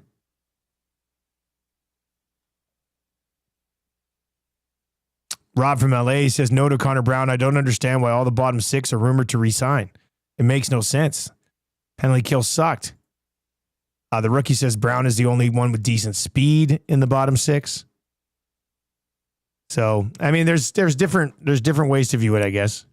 But I just you can't bring them all back. No. That's what fires me I think up. we can all come around on agreement there. You can't bring them all back, I don't think. But yeah, if you want to chime in on over on YouTube as well, we can definitely get to that conversation a little bit more with Gager when he joins us as well. All right, let's get to question number 3. Guys, today is National Take Back the Lunch Break Day. Do you guys do lunch breaks? I'm actually getting out of the habit of eating lunch altogether. Are you? Yeah, I'm doing the Will Fraser intermittent 24-hour. So when do you eat? Just dinner now? I just eat it all in between the hours of 2 to 7. How do you like it? It's okay, actually. Are you pretty hungry around 1 o'clock? Yeah, but it's good to go hungry for a bit. Yeah. You drink water, coffee, sleep a little better. I don't think lunch breaks exist in media. No. I don't ever remember getting one at 12:60. Well, breaks themselves. We don't go for a coffee. Yeah. I mean, you can kind of come and go when you're done your work. You want. If you want to smoke, you go smoke when you have time or whatever. It's not an overly difficult job where we're physically exerting ourselves and we're we need a break. A break. Yeah, break. So I guess we won't be promoting or celebrating National Take Back Lunch Break Day. Imagine one of us taking a half hour in the show. Yeah. I'm from 7:15 to 7:45. Where's Eric? He's on his breakfast my break. lunch. Yeah. He's on lunch. And then I go and ham it up at the A&W with Ed El Nicky and the crew. Go hang around at the A&W, see what Bush is thinking about a bridge deal. Come back, tag you in. So yeah, I mean, I'm trying to think. What was the last job I had where I had a lunch break? We're taking it back? I guess people have lost lunch breaks. I don't agree with that in the 9 to 5 workplace. No, the 9 to 5 workplace. I mean, you should probably have a lunch break. What was the last lunch break job you had? Yeah, and it was very rigid. I worked at McKinley Taylor, and they do industrial refrigeration. Ryan Mai's father-in-law runs the company. Yes. Yeah, they built the Oilers door. Oh, very cool. That thing? Yeah. So I was there, and again, 9 to 5, and you worked your ass off, and I would get... And you would do a coffee break in the morning? And then 2 coffees, 1 in the morning, 1 in the afternoon, then the lunch. At the coffee, I would go to the smoking room, smoke 2 king-size cigarettes, have a cup of coffee, and coffee bitch, break or bitch lunch? with the other guys. Yeah, and it's this old paint room that smelled really good too. That was coffee break. Lunch, you'd get a half an hour. So I was close to work. I'd drive home, make a couple sandwiches, eat them. Oh, wow. In a half-hour break, you whip home and then get back? Because I was so close. I don't want to get the hell out of there. It was nice for the mentals to kind of get out of there. But you had to be it was pretty it was punchy type of... Oh, it was, Yeah. Which, you got to keep people on the clock. But the coffees were good, though. You could get 2 king-size down and it was a 10-minute... I think. Yeah. And a nice, terrible cup of coffee. But it was a good, sometimes you feel like they lasted for a half an hour. I think my last lunch break job was at Leon's Furniture in Lethbridge. These are jobs you need lunch breaks for, though. You're working up a hunger. Yeah.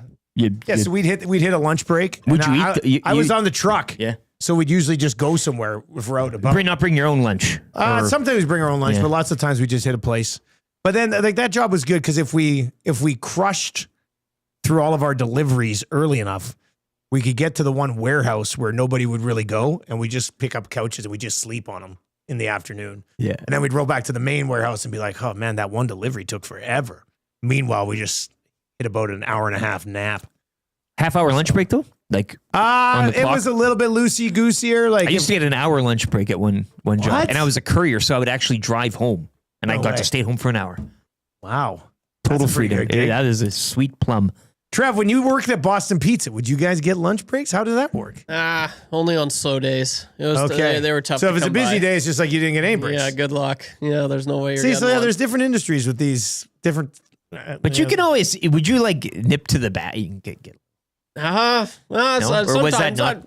I mean, you maybe take like a minute break, just go quickly back and say what's up to everyone. But If somebody said something back and you just kind of like slurp it up. Yeah, that's what if food's like, oh, there's a mess up. Okay, you can go back there Yeah. and have a little slice of a pie. I'll tell you, when I was at Save On, we took full advantage of those breaks. Yeah, we did. It was like right at Save On Foods there. It was like 2 hours in, boom, up to the coffee room, every single minute of it, back down. On lunch, especially when I was like lead hand on night shift, our lunches would extend a little bit. Well, and that's why at the grocery store you smoked. Because you could always go, you'd have your breaks, but you're like, we're just going for a quick smoke. You're going to go for a quick smoke after your break. And people complain so much, like, well, I only get 2 because I read. And I'm like, well, you should take up smoking because then you can go for I more. would get pissed because I'd be sitting there with people on a break, and then it would, our 15 minutes would be up, and I'd go head back down. They're like, we're just going to have a quick smoke. I'm like, no, you take your smoke during the break while I'm sitting here relaxing. Oh, yeah. Every trip down to the Baylor was a chance to light one up real quickly. 5 minutes the here or Baylor. there. Yeah. All right. That was a good question. Thank you for sending that in. All right. We've got Joaquin Gage coming up for Pro-Am Sports. He's going to be by in less than 3 minutes. We got Fired Up. That's still coming up here for Jemco. We'll just play Craig Button back. And I mean, Button was great today.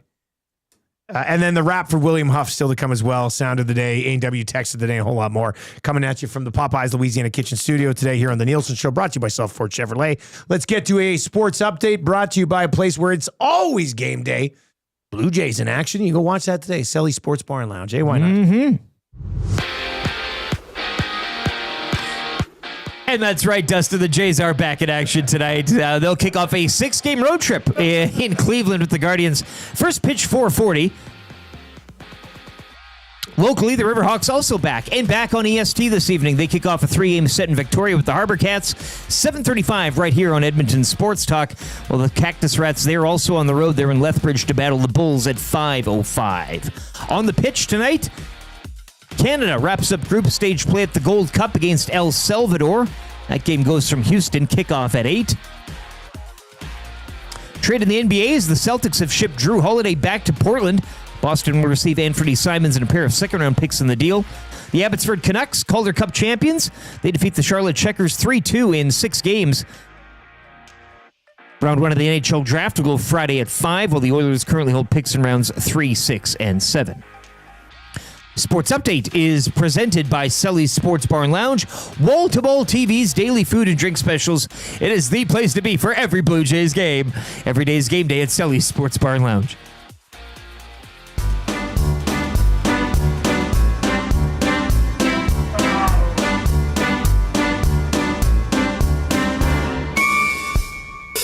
DRS, drop that wing and try your best. Get up close, you've got to press, must be within 1 second or less. Show that speed, please don't swerve. Hey, look out, here comes a curve. Hit the button, be ambitious. Goodbye, Mikey, too judicious. Around the world, they will prance. Red Bull Ring to Paris, France. And you never want to finish second best.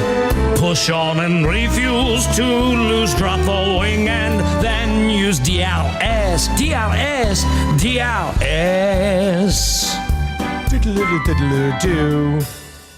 Nielsen Show original songs brought to you by Totem Outdoor Outfitters. You know these guys. Everyone knows it. This is where most people's sports journey starts in this city. New gear, used gear, trading, consign, a sport for every season with hockey equipment and skates ready to go year-round. Win an Oilers jersey. You buy a punch card, you get an entry. You finish a punch card, you also get an entry. Their sharpens are not only the best in town, they're also the cheapest. www.totemoutfitters.ca, 7430 99th Street. All right, let's bring in Joaquin Gage today. Gage is going to be brought to you by Pro-Am Sports, just like usual. Your locally owned sports memorabilia and apparel specialist. Let Pro-Am help you with your team fundraiser with a no-risk auction and raffle items. Visit them in store for all the details. Located in Edmonton at the corner of Sandalwood Trail, 128th Ave, or online at proamsports.ca. Miranda in YYC, Texas, in the Paris Jewelers inbox says, guys, no one takes lunch. There's no lunchrooms anymore. Everyone eats hunched over their desk and works through lunch. It's a terrible culture. Except that one guy in our office who tricks off for 2 hours and saunters back in around 2. Tricks off. Miranda in YYC. Gager, what were the lunch breaks like at Shaw back in the day? There were none. They said that you could take an hour, but there was never. Some guys just took it, like they would just drop everything and just leave the house if they were in and go take an hour. But other than that, no, it was power through. Somewhat like you're powering through my guests on EST afternoons 1 to 3. Whoa. So it's Jeez, you're still bitching about that?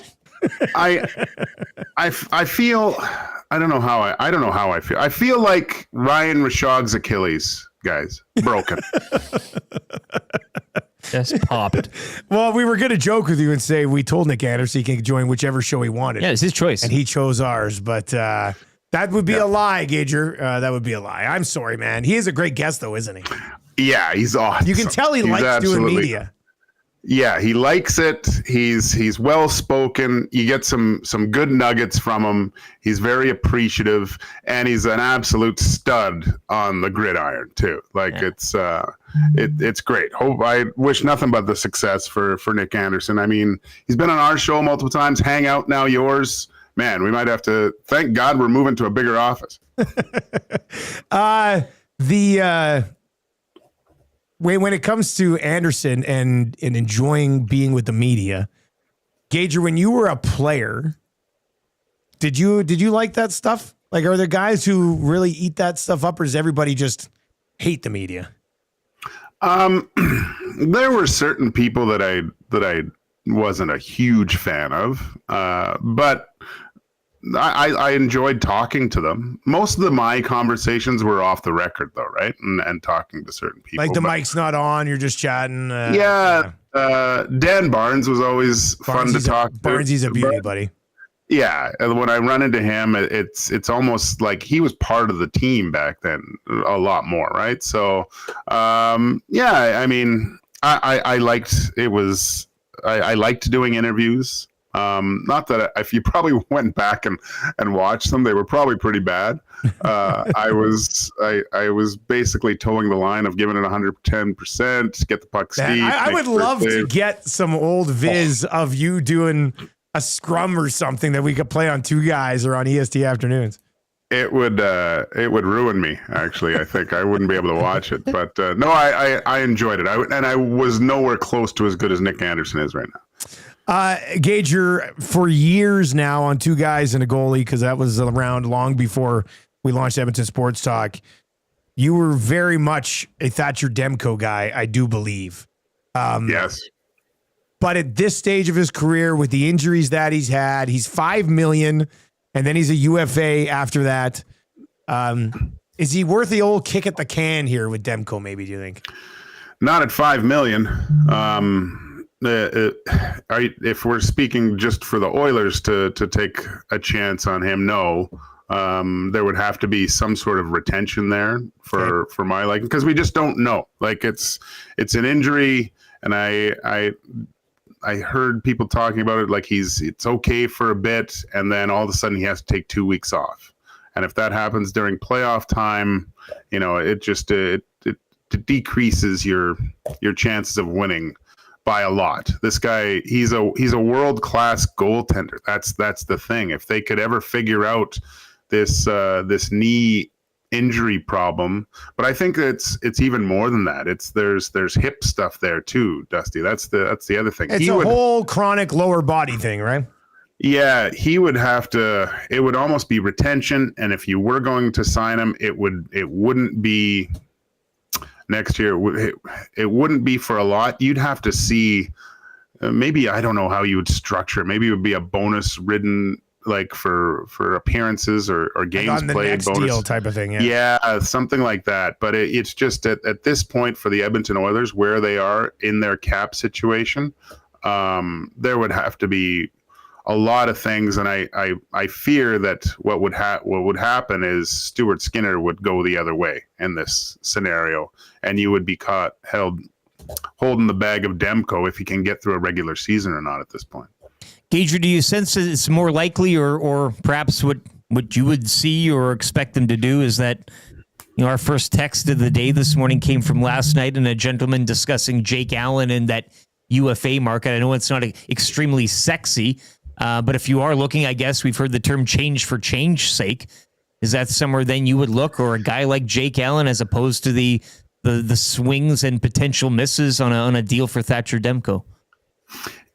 Again, it's Jake Allen's been an okay goaltender, a good goaltender, I would say, but it's a sideways move. Yeah, you're looking to get that game breaker, that extra save when it counts most. And unfortunately, I think that there's probably going to be a change in net with the Edmonton Oilers in regards to Stuart Skinner. He's gotten them.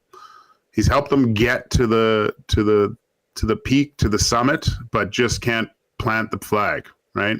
And it's tough because he's young still, and I still think there's a lot of runway left for him to become a real accomplished goaltender. And you're going to miss out on his best years, which I think are still in the future. But you have to look at the age of this group. Especially like Connor and Leon. Unfortunately, they're at their peak right now, but they're not getting any younger. And their window to win is still quite wide, but you need a guy now. You need the game breaker now. And unfortunately, that's not in the current. I don't think you can find that in the current unrestricted free agent market in regards to goaltending. It's going to have to be something that happens or transpires through the regular season. And look, we listening to some of the Panthers talking about Zito, what he did, huge swings at guys, right? Yeah, to increase. And you got rid of a guy that had a career year over 110 points in Huberdeau. But he took a huge swing getting Tkachuk, who completely changed the whole makeup of that Florida Panthers team. That's the type of moves that Stan Bowman's going to have to make for the Oilers to plant that flag on Everest. Joaquin Gage with us on the show this morning for Pro-Am Sports. Gager, let's head down under to the Austrian Grand Prix. What are the storylines that you're looking at this week? Well, we can't wait to throw another shrimp on the barbie. I mean, I don't know if you saw the Max Verstappen skating with the Red Bulls. Not a great stride, but he was out there. Oh, skating, I did not see him skating. Yeah, I got it on my phone. I'll show you later. But he was maybe I'll like it a little bit more. I think the biggest thing going in is can Mercedes kind of repeat what they did last 2 weeks ago in Montreal, right? But it does depend. That car seems to really depend on the temperature. And usually this time of year, Austria is quite warm, and that car just doesn't do well in the heat. It seems like it. And I'm not saying real cold temperatures, but in that 20 to 25 degrees, that Mercedes car is something else. The other one is Lando and Piastri. We're getting to that point of the season where I think like McLaren didn't make it clear who was their number one guy till too late. And I think they'd be better suited to do that now with Oscar. And just if there's a chance, let's start making like some separation, because Max is right on the heels. You want to make sure that he's not in striking distance. Mercedes moving up. I don't think you have to worry about Ferrari too much. But actually, Dusty, now that Hernan and I have. He's jumped in a little bit more to the pool. I'm still kind of got my toes in it, but the IndyCar has been fascinating. I watched the race 2 weeks ago, and it's chaos. I was like, when the F1 announcers, like, you hear them go, whoa, whoa, and I go, oh, what are they looking at? And there was almost like a quick snap of a car or something, and they're worried, oh, he almost put that in the wall. That happens every lap in Indy. Like, it's crazy. It's absolutely nothing. And they have an in-season tournament, and Hernan was kind of explaining it to me, that starts in Indy now, where you was that Indy or NASCAR? Was it Indy? I think it was Indy, wasn't it? Was it Indy? Okay, I thought maybe NASCAR. Sorry. Yeah, but anyway, I found this fascinating, that you can two drivers, they compete against one another. So whoever wins, who finishes higher in that race, in that race, and the loser gets eliminated, and it moves forward from there. So essentially, you could have like whatever, Liam Lawson against Alex Albon, right? And whoever would win that race would move on throughout the season, which I think is pretty cool. The IndyCar thing, when I flipped it on, because it was 2 weeks ago, and I was sitting around the house and it was like, wow, this race is crazy. So I turned it on. There was 70 laps left, and it was an oval track. And I swear to God, I turned it on. The announcer's like, they're 4 wide. I was like, I know. What are you even doing? And there's 4 wide. Like, yeah, and the strategy's so different too. Like, dudes are just running out of gas. It's just like, I tried. Palou just masterful 6 wins. Like it's weird how Indy's kind of reversed from F1. F1's had multiple winners, and Indy usually has multiple winners, but now Palou's just doing a masterful job. Right? It's ridiculous. But the whole gas, like I have to do a deep dive into this because the gas thing is really, I find hysterical because the last lap you see cars just dying because they ran out of gas, but they try to time it just perfect so they can push at the last minute. I'm sorry, I forget the name of the driver, but he was hoping for a caution and he could have finished the race in first under the caution because there's just caution every 3 laps. Is that Dixon? Was it Scott Dixon? Yeah, I was like, why didn't he go get gas? But I guess he was waiting. I'll ride it out and hope there's a caution. If not, I'll just run out of gas. Yeah, it was, but very entertaining. But I do like the Red Bull Ring. I know, Eric, you and we kind of like the European races. I was going to say, this is the best stretch of the scheduling, is it not? Like, this is our wheelhouse, baby. This is great. Everyone's asleep. Get up. Who knows if there's a beverage had early in the morning. I don't mind having that and just getting down to a nice Red Bull Ring on Sunday. Gager, you were in my dream last night.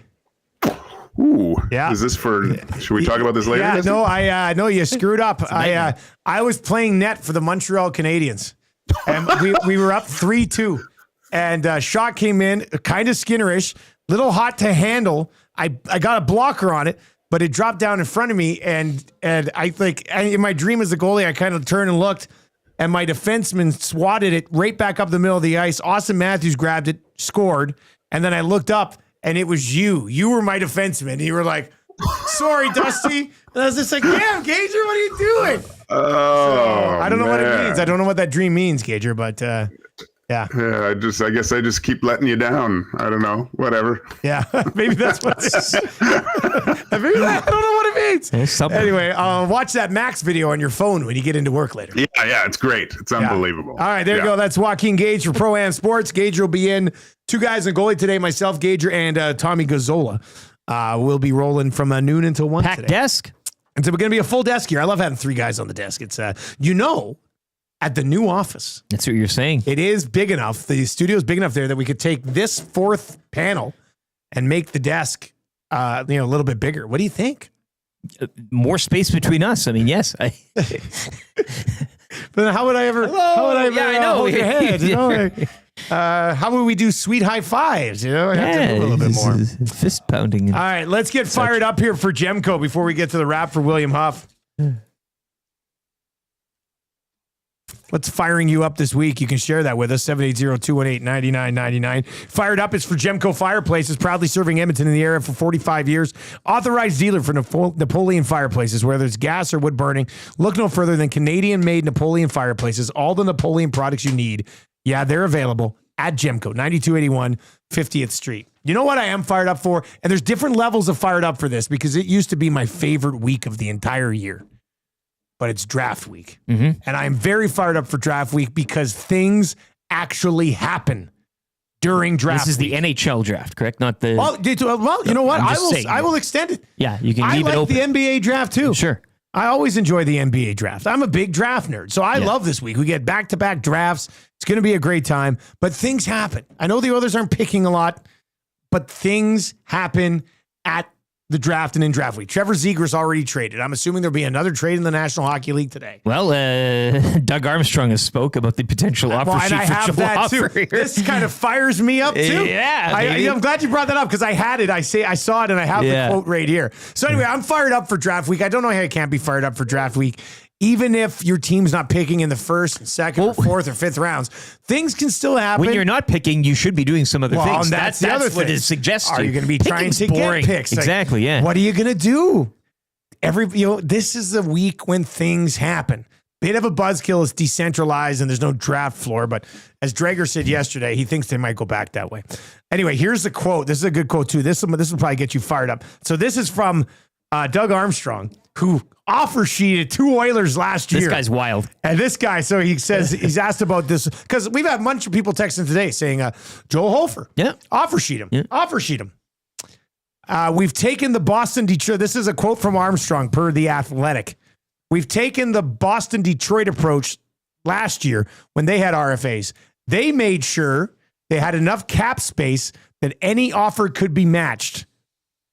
Unlike somebody else, I'm very comfortable that we can match any offer if we choose to match it.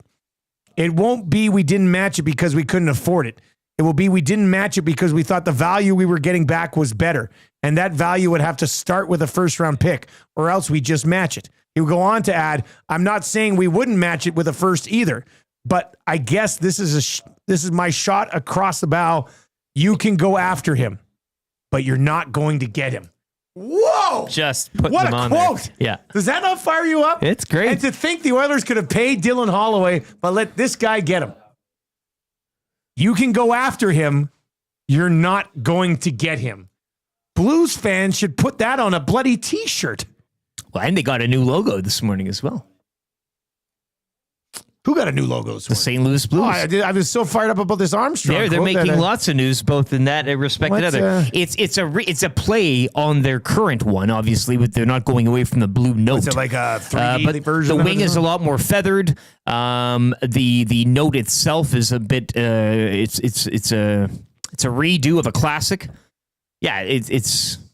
Oh yeah, I see. The heritage note to the new note, sharper and such like that. So. Yeah, almost the same, but more of the blue, yellow, and so a little clean, but yeah. So a couple of things on the front for the Blues this morning, but yeah, the Armstrong quotes are just what a quote. Yeah, don't you wish your general manager was like that? Yeah. Like with that quote, you can go after him, you're not going to get him. Trev, what, you're just sitting there shaking your head. He's not. What do you? Sounds like a good GM. Sounds like a smart guy. Like he plans ahead. Take notes. Take notes, other GMs. This is what happens when you don't have a GM going through free agency last year. Yeah. Well, that's part of it too. Yeah. There's that. You have an agent who's never done it before. That's brutal. And I still think the Holloway thing was like, oh, you're signing an offer sheet somewhere? Well, we don't care. Like, well, it has to be. Take that. Because you could have definitely kept this guy. The Holloway thing will never make sense to me. So the Broberg thing, the relationship had been a little rocky at times. He was getting more money. I could see how you could have afforded Dylan Holloway. And you decided to let him walk because he signed an offer sheet. And I think you were so like, oh, no, we can't match him because he doesn't want to be here. We'll just let him go. Take that, man. You should have matched on him. He is exactly. What a stupid move. Learning on the job. We're sitting here right now going, you know what the Oilers need to do? They need to get younger. You could have just matched on a guy for just over $2 million that you developed on your own. That had just looked the best he'd ever played the last time you saw him in your jersey. Now, what? I just cannot understand why they wouldn't have matched on Holloway. The Broberg thing, different conversation. I kind of get it. The Holloway one makes no sense. None. It never will. This is the top young guy in your entire organization. And it was a number you could have matched on. And you just didn't. You're fired up. All right, look, mission accomplished. I'm fired up. You are at Gemco Fireplace. I am Gemco Fireplace's a hot tamale right now.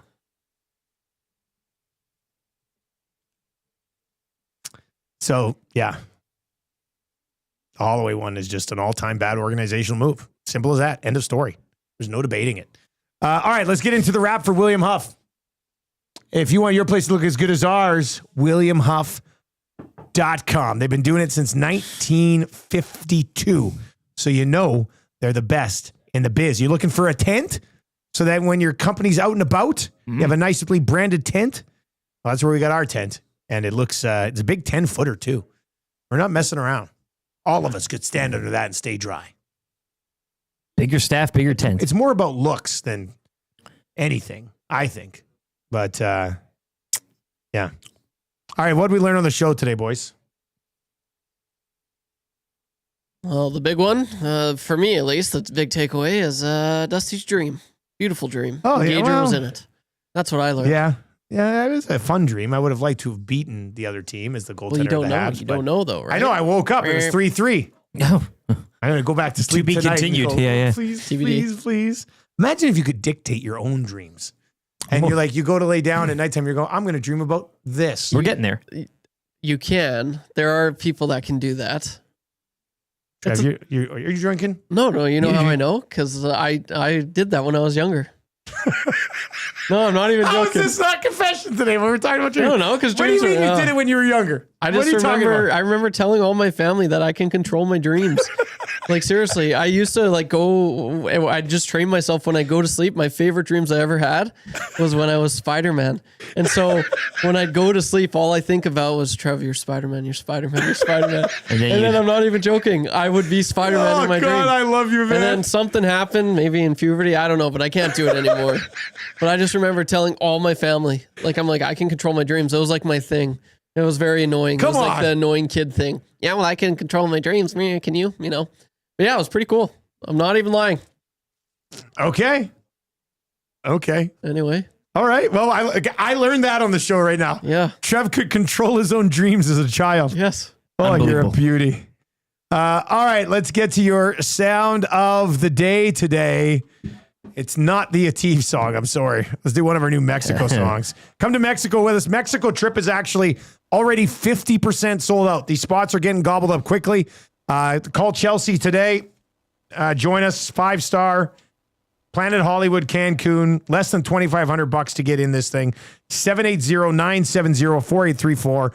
Odds are you're probably planning some sort of trip in the winter, so you might as well come with us to Mexico.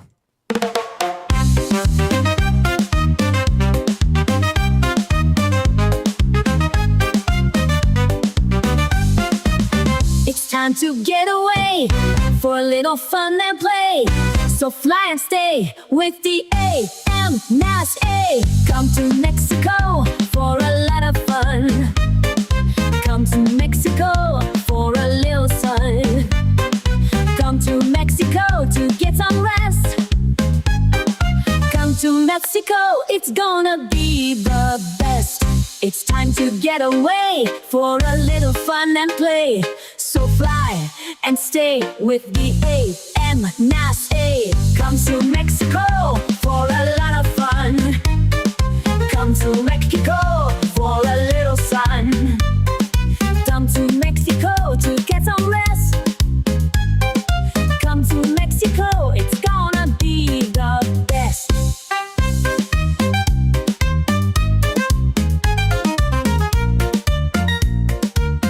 Oh, it's going to be a good time. Hey, imagine us in the sun, in the ocean, burying you in the sand. On the Chichen Itza. Shooting some hoops, running up Chichen Itza like it's the Rocky Stairs. There's a lot of things that we're going to have a good time with down there. All right, let's get to your text of the day for A&W. A&W right now, you spoke, they listened. You asked, they listened. The new Masala Veggie Burger, here to stay, only at A&W. Available now for a limited time price of just $6. Crisp patty made with nanak paneer and a blend of real vegetables topped with spicy piri-piri sauce, layers of the whole leaf lettuce, sliced tomato, red onion, all sandwiched between a freshly toasted seeded bun. Full of flavor veggie burger that is here for good. Get your hands on the limited time price, $6 Masala Veggie Burger today, only at A&W. I thought I had the rookie down for text of the day, but can you read this? What does that say there? It starts with an R. Looks like 2 O's. Yeah. I mean, but I'm looking in rookie's text right now, and I don't didn't have anything I don't of see substance. the one. I don't see the one that I was like, oh yeah, that's gonna be text of the day. Not Matthews getting traded to the Habs. No, that's not it. But I'm pretty sure my writing does say rookie. Atif's championship songs are the reason the Oilers chose not to show up in the last 2 games. That's the one. That's the Yeah. one. That's the one. That's the text of the day. Atif's championship songs are the reason the Oilers have refused to show up the last 2 years. The rookie. That's your NW text of the day from the rookie. Rookie, congratulations, buddy. You just won a gift certificate to A&W. All right, what are we watching tonight, boys? What's going on tonight? I'm managing again tonight. You're back on the diamond. The manager can't make it tonight. Sheldon, the coach, he can't make it. So I'm getting the call again. Mr. Manager.